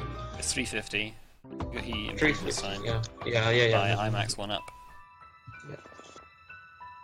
He also tried a bit to go for the sub 350. Yeah, he got a bit unlucky on some of his runs. Like, at the end of the game, you can just, you know, take it away from you, and there's nothing you can do. Yeah. Reminder that good old world record with a death by GarfieldTheLightning. Yeah, my PB still has that death.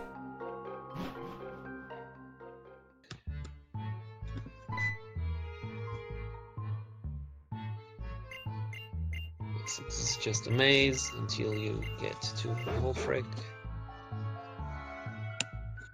And then this is the gym where it has a bunch of trainer battles that was thinking about, and not Olympias. Yeah. You have to fight everybody in this gym. Yep. There's like 6 trainers or something. There's 4 trainers and Wolfric. Oh yeah, 4, yeah.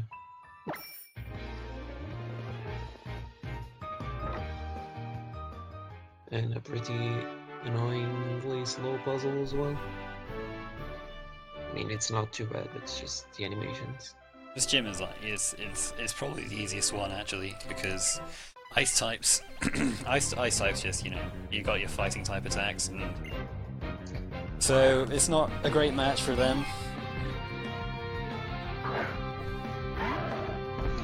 I mean, you're fighting any steel type, actually, it's like double the money. Even though you don't have any steel moves. Yeah, you never learn a steel type move. Metal sound. Metal sound. Yeah, sure. I did use that once. Not that I needed to. Wow, that wave, that Sneasel. The good That old Sneasel probably just fainted like 4 times over. crit or a sphere. Oh, crit, okay, 6 times over, Yeah. I guess. Yeah, that was just.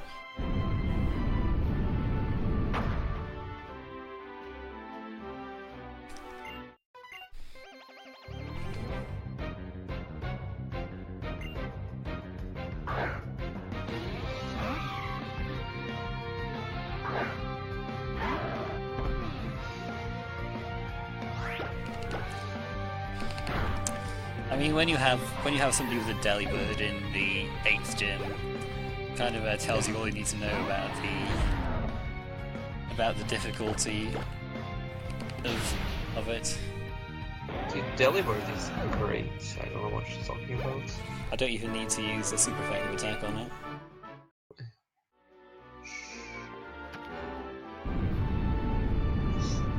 Should have rocked him.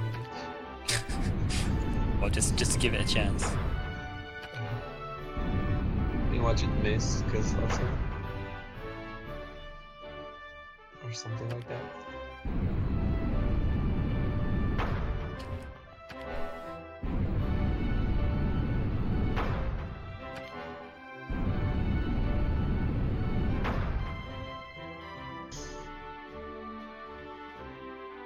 Yeah, it just...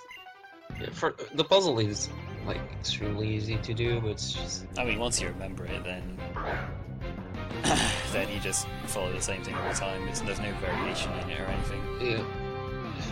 It's kind of slow having to watch all the things rotate.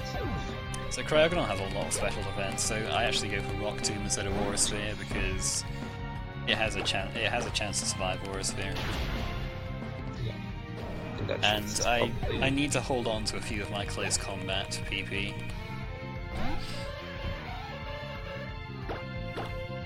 Same with this Jinx, Aura Sphere's, it can survive Aura Sphere as well. It's neutral against Jinx with this Ice Psychic. Also, you just lost a race. I what? You just lost a race. Oh, because of Jinx. Yes. I almost hit that button, but I don't need to hit that yet.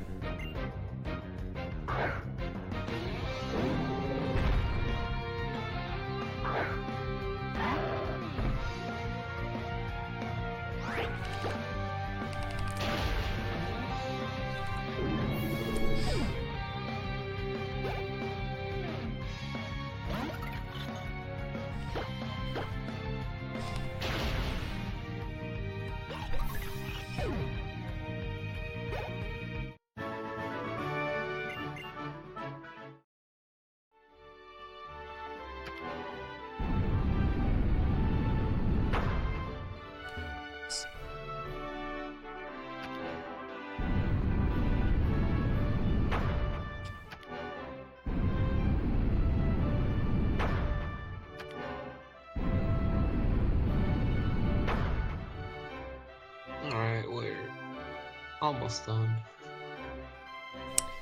Talk to Wulfric's left sleeve to start the battle.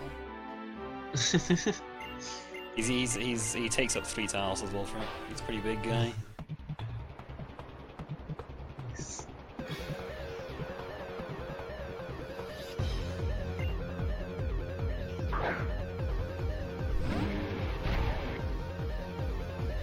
Are people still tricked by the whole 200 words thing?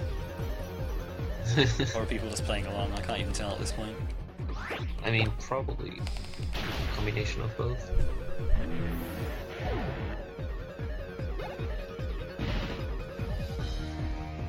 Oh look, it's United States President. Mr. President. I killed him. I'm an assassin. Yeah, it's annoying that he has no warning, so you lose up. Like, there's nothing you can do to avoid the hail, but it's fine. Yeah, Rock Tomb would have killed that crowd, but I have a close combat, so I'd like to use it on Wulfric in case, because I don't want to miss and then take extra hail damage or something. Yeah. He also has Confuse Ray, which kind of would be bad if it hit me. Have like dice to a Horror Sphere because it doesn't have any, like, doesn't have a ton of special defense, unlike Cryogonal.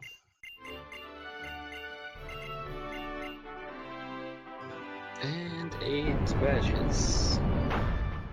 You know what that means? We're going to Victory Road. Victory Road.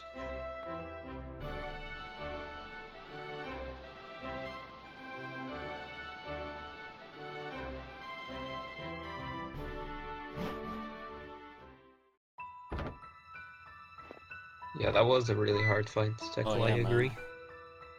Look at all that damage I took from hail. You can never get a damageless fight, so that's what makes it tricky.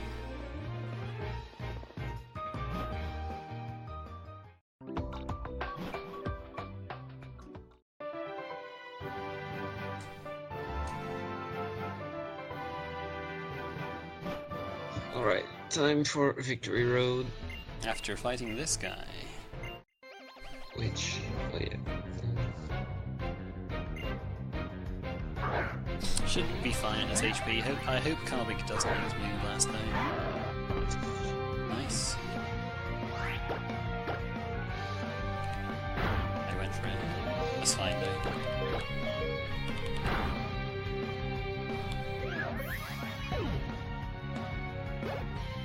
This Raichu, I swear I've missed a disproportionate number of rock teams on this Raichu over the attempts, but I'm so glad I hit it there.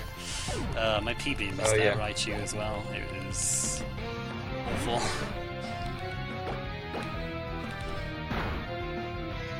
Oh, there. See, Rock 2 easy, Rock 2 is easy.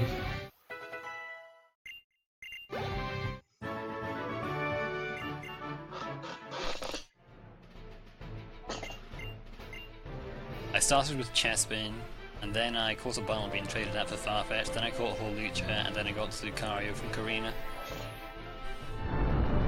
Yeah. And this is where Hawlucha is supposed to show up if he didn't get roared in. It's gonna be a little while. Yeah, a little while, yeah. It's like one of the last trainers, but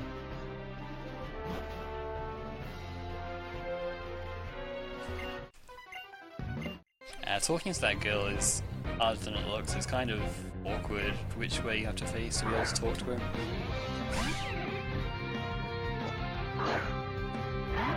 Because she's up on stairs.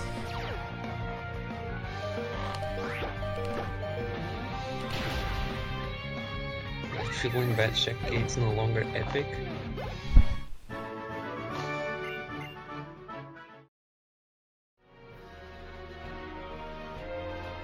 Also, Garfield's gonna be fine on Victory Road because he's at an optimal level. Yeah. So this is the reason I wanted to teach Lapras Rock Tomb, not Rock Tomb, Rock Smash, because of this one rock that helps me skip a trainer.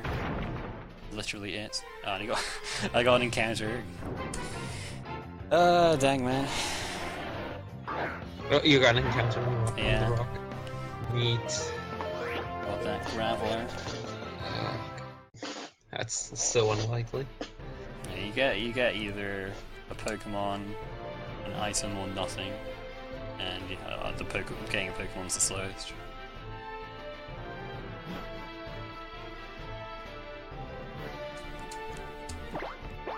Kind of pansied my way there. You can kind of just like dash ahead of that girl, but I didn't want to hit her, especially not at this HP. I should probably heal, but I'll just heal, let you know in a bit. It'll be fine.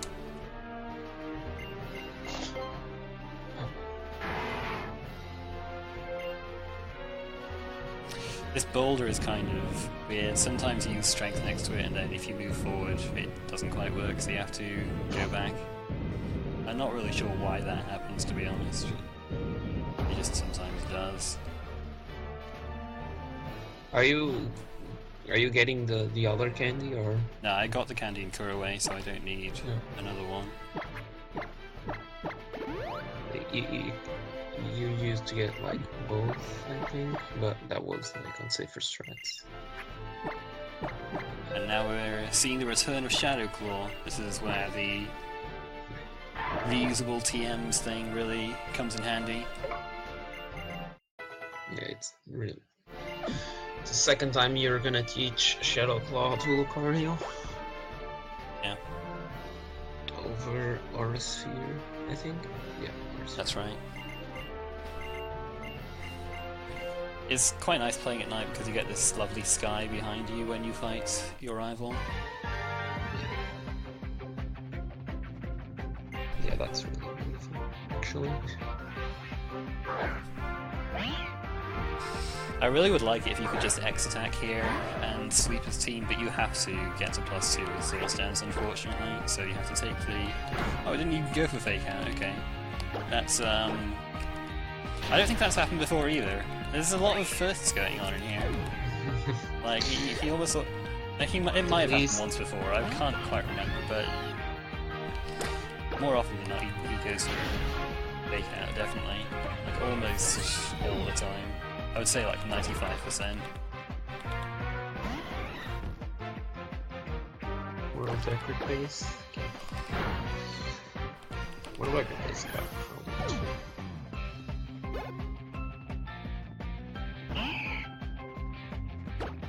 You need the +2 for the Zoltaria, and that's it really. Yeah. You can conveniently outspeeding the Jolteon because you're level 70 right now. Yeah, level 69 with speed tie the Jolteon.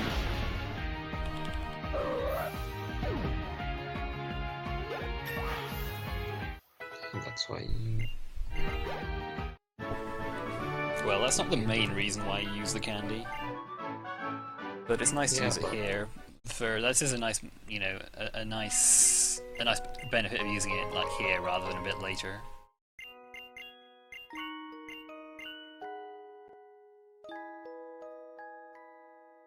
So I'm running a bit low on power points, so I'm gonna go back to this ranger here. She will heal me up. Yeah.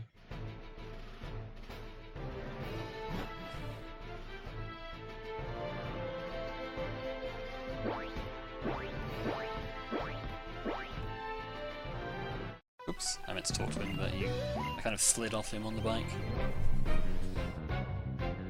Nice to have another level for this guy too, because you really want to hit the range on his bayonet. Because his bayonet has Thunder Wave, and you really just want to take it out before it can paralyze you. It's 75%, so... But when you miss, it's pretty annoying. It's really trolly. And this Leafeon doesn't really do much to you, it can do a bit of damage, but... It's nowhere near as annoying as Bayonet, so that's why you risk the range on Bayonet instead of on Leafeon instead.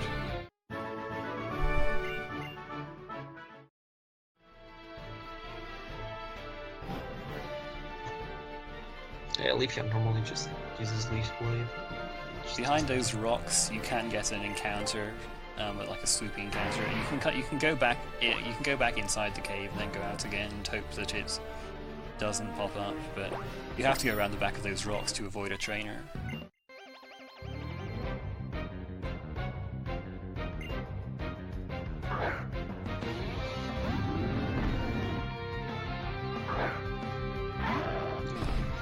So like 3 trainers left? 2 trainers left? 3 trainers in Victory Road, and this guy I can't take out with 1 Shadow Claw, and it usually goes for Curse like that.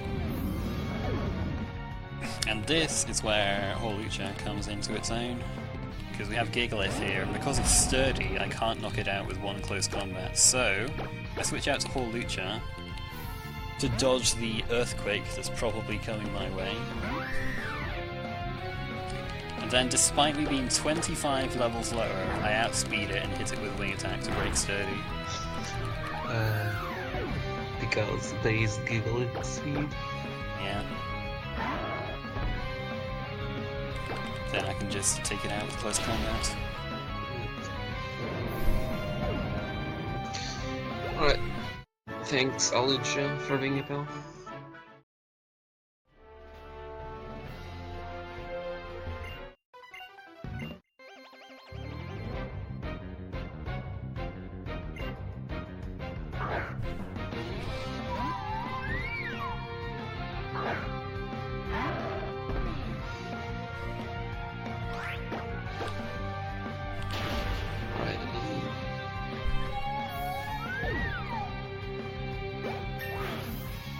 Regarding the Elite Four, which I guess we can already talk a little bit about, you can do them in any order, like Gen 5. Yeah, that's right. You have 4 trainers, you can challenge them in whatever order you like. And of course, we choose the way that's best for us. We want to fight the hardest guy last. Just yeah, we need those levels for him. But it's quite nice having having it be you can fight him whatever order you like, because it gives you more freedom in routing. Yeah, more options as well. And this is one of the few Elite Fours where you can actually die in every fight.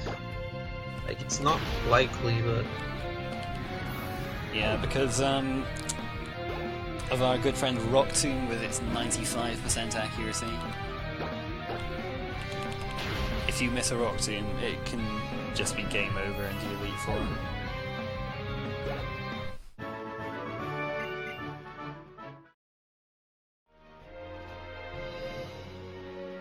And if you die, I mean, are you gonna deposit? Or... Oh yeah, of course. Gotta go for the swag after all. Gotta go for the fastest strats. So I'm depositing everything except Lucario, and so that just makes it riskier, but you've got to do it if you wanna do the fastest strats. And double deposit there again. Yeah, I healed Lucario up to full there by depositing the PC. So yeah, I'm gonna save for every Elite Four fight because a miss could be devastating. Yeah, or a crit. Or a crit, yes.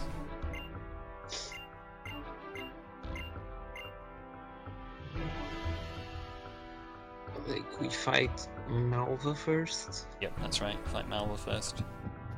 There she is, and she's the fire type, and if she crits you turn 1, you die. You can actually survive a crit turn 1. Oh, really? Yeah, you can. Yeah, in IPB I died to like a turn 1 crit from Malva. You can actually live, because her Pyroar has Rivalry, and Rivalry, because I'm a different gender to the Pyroar, Rivalry lowers the power of its moves. Oh, because I've never seen a person with a crit.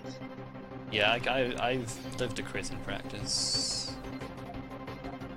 Only once, but I know it can be done. You're slightly more likely to die than you have to live, but let's hope I just don't get a crit. That would be lovely. Yeah, we're just not gonna get crit. Yeah, so yeah, Miss Rock Tomb. He might even go. She might even go for Flamethrower. Just give me Garfield lost one record to a crit. No, Garfield actually got one record on that run. He died to Malvin with a crit on 1 and then got one record. Yeah, I got 353, and that was I think I can't remember if that was a tie or not. I think it was a tie, but I can't really remember. Anyway. Crit. Yeah, now all I have to do is hit Rock Tomb. And we did. And we did like base ones. Definitely on Talonflame. Alright.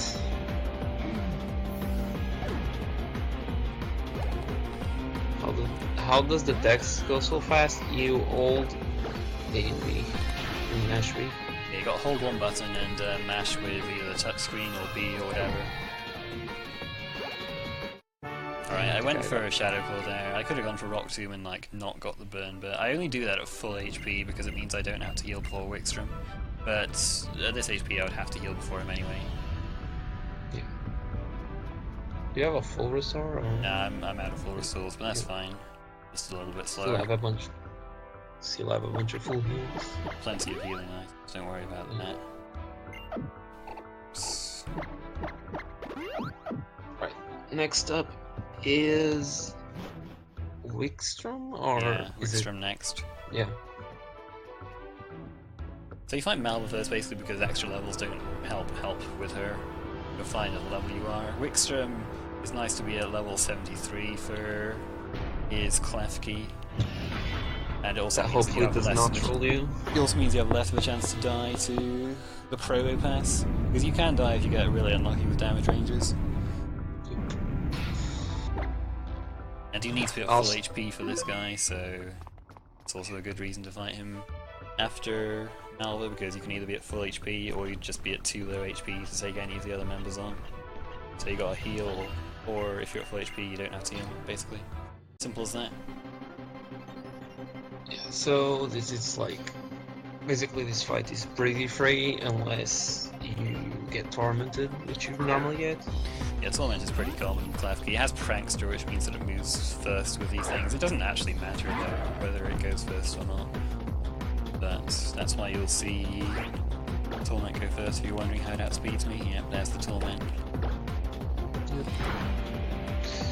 So Oh, I Torment actually... means- Ooh, okay. That's actually not that great, having crit that Klefki. Because I need to set up another Soul's Dance. That's fine though, because Earth Power shouldn't 2-hit me. So I should have just Shadow Ball now. Yes, it's fine. That works. I haven't had a fight like that, but that's actually fine. I just need to be at +4 for his Aegis Slash. Otherwise it won't go down to Shadow Ball. And being a low HP means that he won't go for King's Shield because he instead goes for a move that will kill you. Yeah. Also, Provocaris as sturdy, correct? So Yeah, that's right. That's why I used, well, I should have used Shadow Ball, but I got a little bit, muddled with the Torment and stuff, so I just need to use a move and then close combats to finish it off. Nearly have to heal because Zero has priority. So that worked out fine. I thought Fairy was resistant to fire. No, it's the other way around. Yeah. And now time for Drazn. Yeah, Drazn is nice to fight after Wickstrom because, like, at HP like this, I can just go into Drazn without healing. That correct EG/ pronunciation? Yes.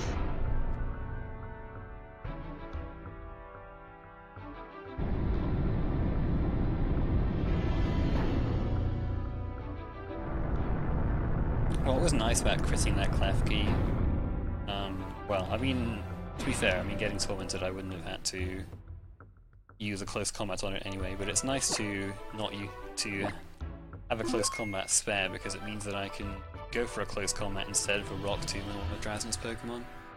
Just gives me a slightly less chance of dying. Because I have to use an Ether after this fight anyway. Yeah. To answer a question, Lucario has Steadfast, and that the ability came up once on a rival fight, but Drazn, Dragalge can't do like too much damage to you. Dragaldi does nothing to you, so it's not too bad if he's setting up on it. Because you're immune to the poison type moves, Yeah. and not very effective. You have to be fighting. level 74 to be guaranteed of one-hitting that Dragaldi with +4 Shadow Claw, which is another good reason to do Drazn at third.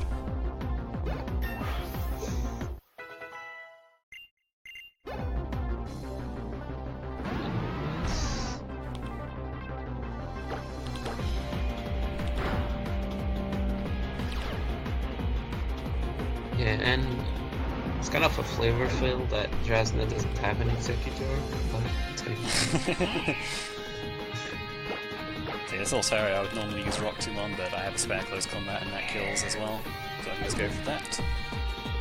Gotta be careful on your HP, a bit careful on your HP because Druddigon has rough skin, but as long as you keep that in mind, you're fine.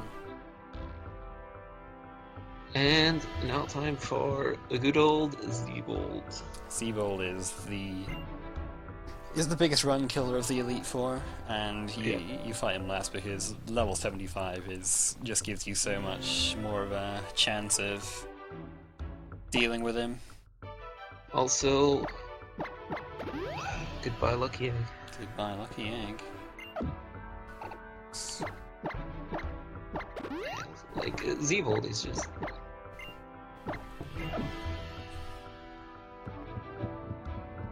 As usual, Z-Bolt has the good old Pokemon that's meant to troll Pokemon speedrunners of every generation. That's right. We've seen it once before this run where it KO'd me and forced me to use Revive, but this time Lucario is the only Pokemon, so it's either get the range or die. It's 12 in 16. It's 11 and 16, so only about 68%. 69%. I think, is around it. My bad.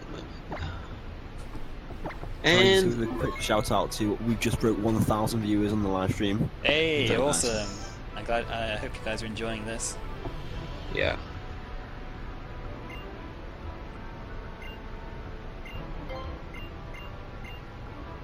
Right, Z-Volt.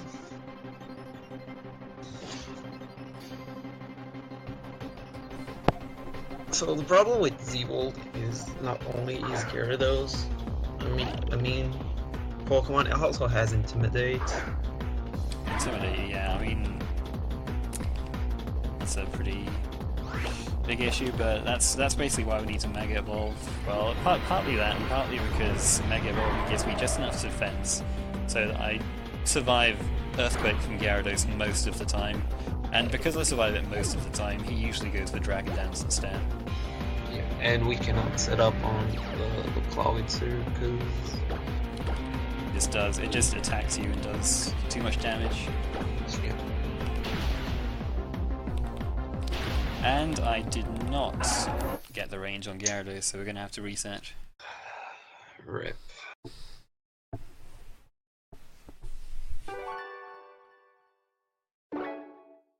Yeah, he killed you. Gyarados wins again. Unfortunate, but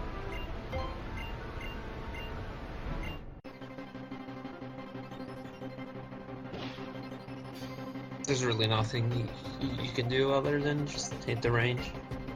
Yeah. It's like extremely, like it's pretty favorable range. Yeah, it's. I mean, yeah. If you were at level 74, it would only be 50-50. So that's why you really want the rare candy to level up to 75 for this fight. And whenever you reload the game, you have to go through this prelude to the Mega Evolution animation.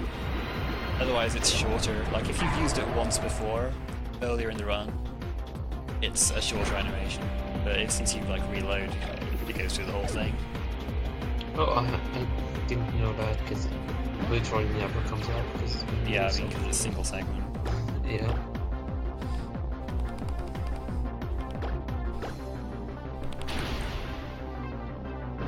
Alright, got it this time. Good stuff.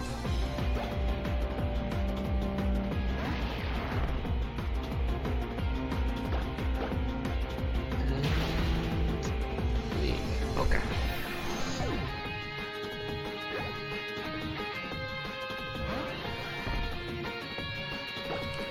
Farfetch'd would have survived that. It is true, it would have survived an earthquake. Yes. You're not wrong.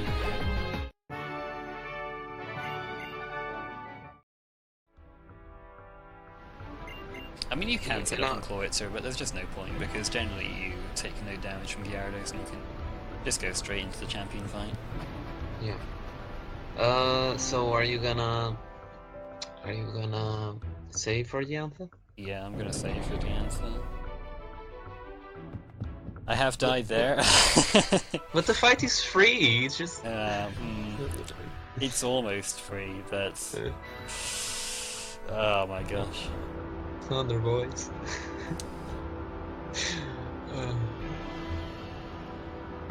Yeah, Garfield had like one of the most ridiculous deaths to the Yeah, anthem. I mean, luckily it was on a terrible D-Rest run, but it was quite something.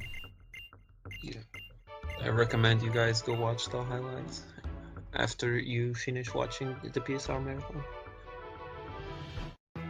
Yes, you need to watch the whole marathon in a row. No sleep Just cannot allowed. miss. Yes. Gourgeist can still run. No, it's just Aurora. Gourgeist is fine. I would just heal again and go and see if it crit me. And I'm missing the Anthos team. Battlefront. Yeah, this champion music is amazing. It's not quite as good as some others. Well, it's... good thing I save. Did you miss Rock to die? No, I didn't get that far.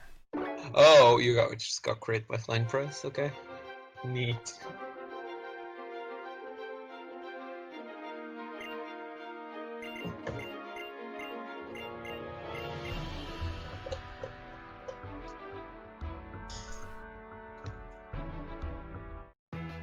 Getting crit by flying press is easy with good execution. Yeah, it's just Man, that would be some way to lose a run when you've got gold. And then you just get crit first turn by Horlucha. Horlucha just has its revenge, like, you ditched me, how dare you. Dude, that would be... I went for Soul Sense that time, so that's much better. Flying Press doesn't even come close to killing you though, so without that crit it would have been absolutely fine. Yep. Literally needs to be a crit.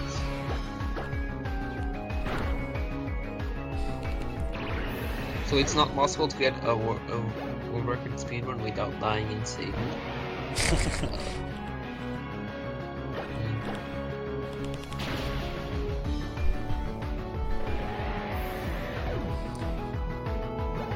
So here's the last rock tomb of the game. I need to hit this Aurorus. Yeah. And if not, you get double crit. And If not, you you might be able to recover. On this HP, I could recover from it, perhaps. It would kind of depend.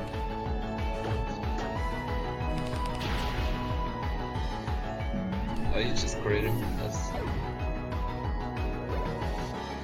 And...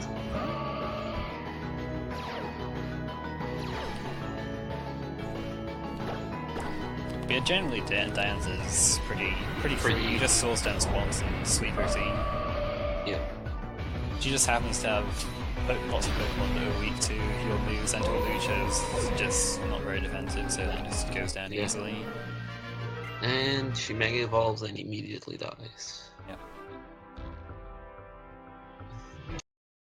GG. Well, almost.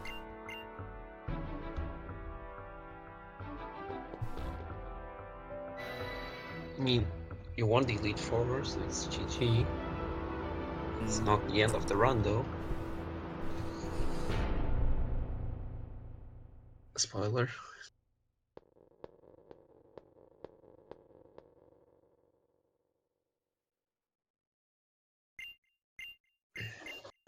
Anyway, overall, this has gone. This has been pretty good, I think, for a marathon. Had a few silly deaths here and there, but I think I think the level was higher than last year. I mean, did you just do? Yeah.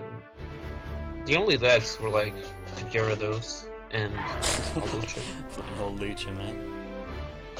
I mean, but Alucha is expected to at least like reset once. So this is totally 100% the reason why I only had Lucario, just for the shorter Hall of Fame. That's it. No other reason. Yeah. Oh yeah.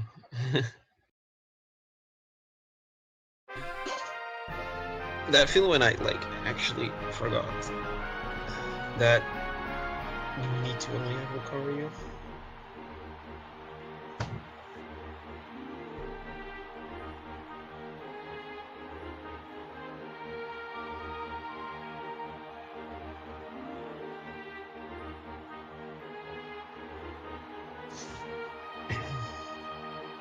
Yeah, now everything's happy and dandy and sweet.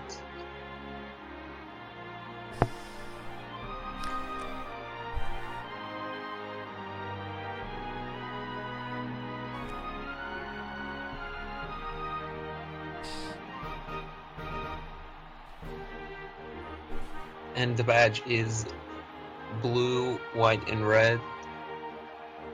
Totally not friends. Not a rip-off, guys. Honest. It's actually America / Great Britain / whatever. Anyway, so this game introduced a post-champion battle that still counts towards your game time. So we've still got one fight left. With AZ Man himself. Battle with me. Show me what a trainer is. Tornado.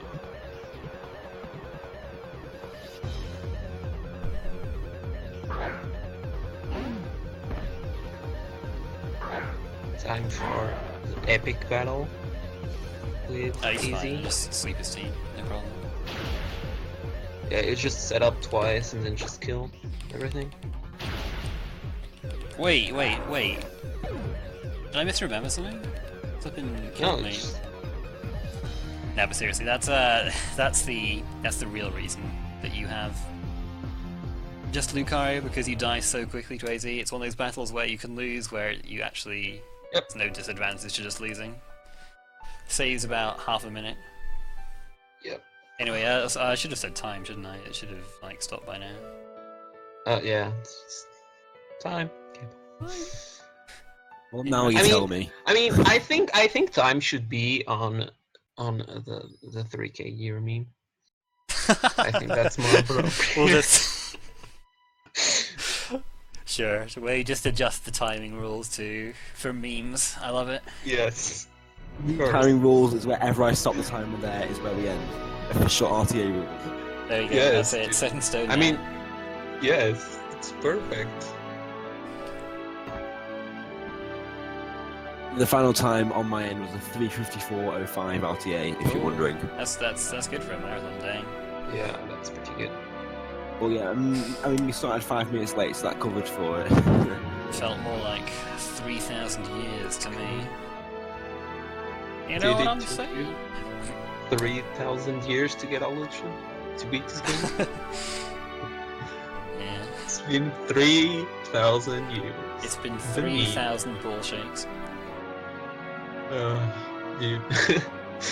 Good old 12 shakes. 3,000 years, boys. That meme is actually amazing. Like, I actually think I don't know why it it's one became of a the meme, but I love it. Because it's like it's been 3,000 years since I finished the run or something like that. It's just amazing. You can use it in literally every context. But yeah, that went pretty well. Overall, just had a few deaths, but they were fun, right? So. I mean, That's, it's just shows where. I mean, it actually showed where the run can die next, but also without getting how- too overbearing. Anyway, yeah. that's it. Well, I don't think we're going to sit through the whole credits, so thank you for watching, everybody.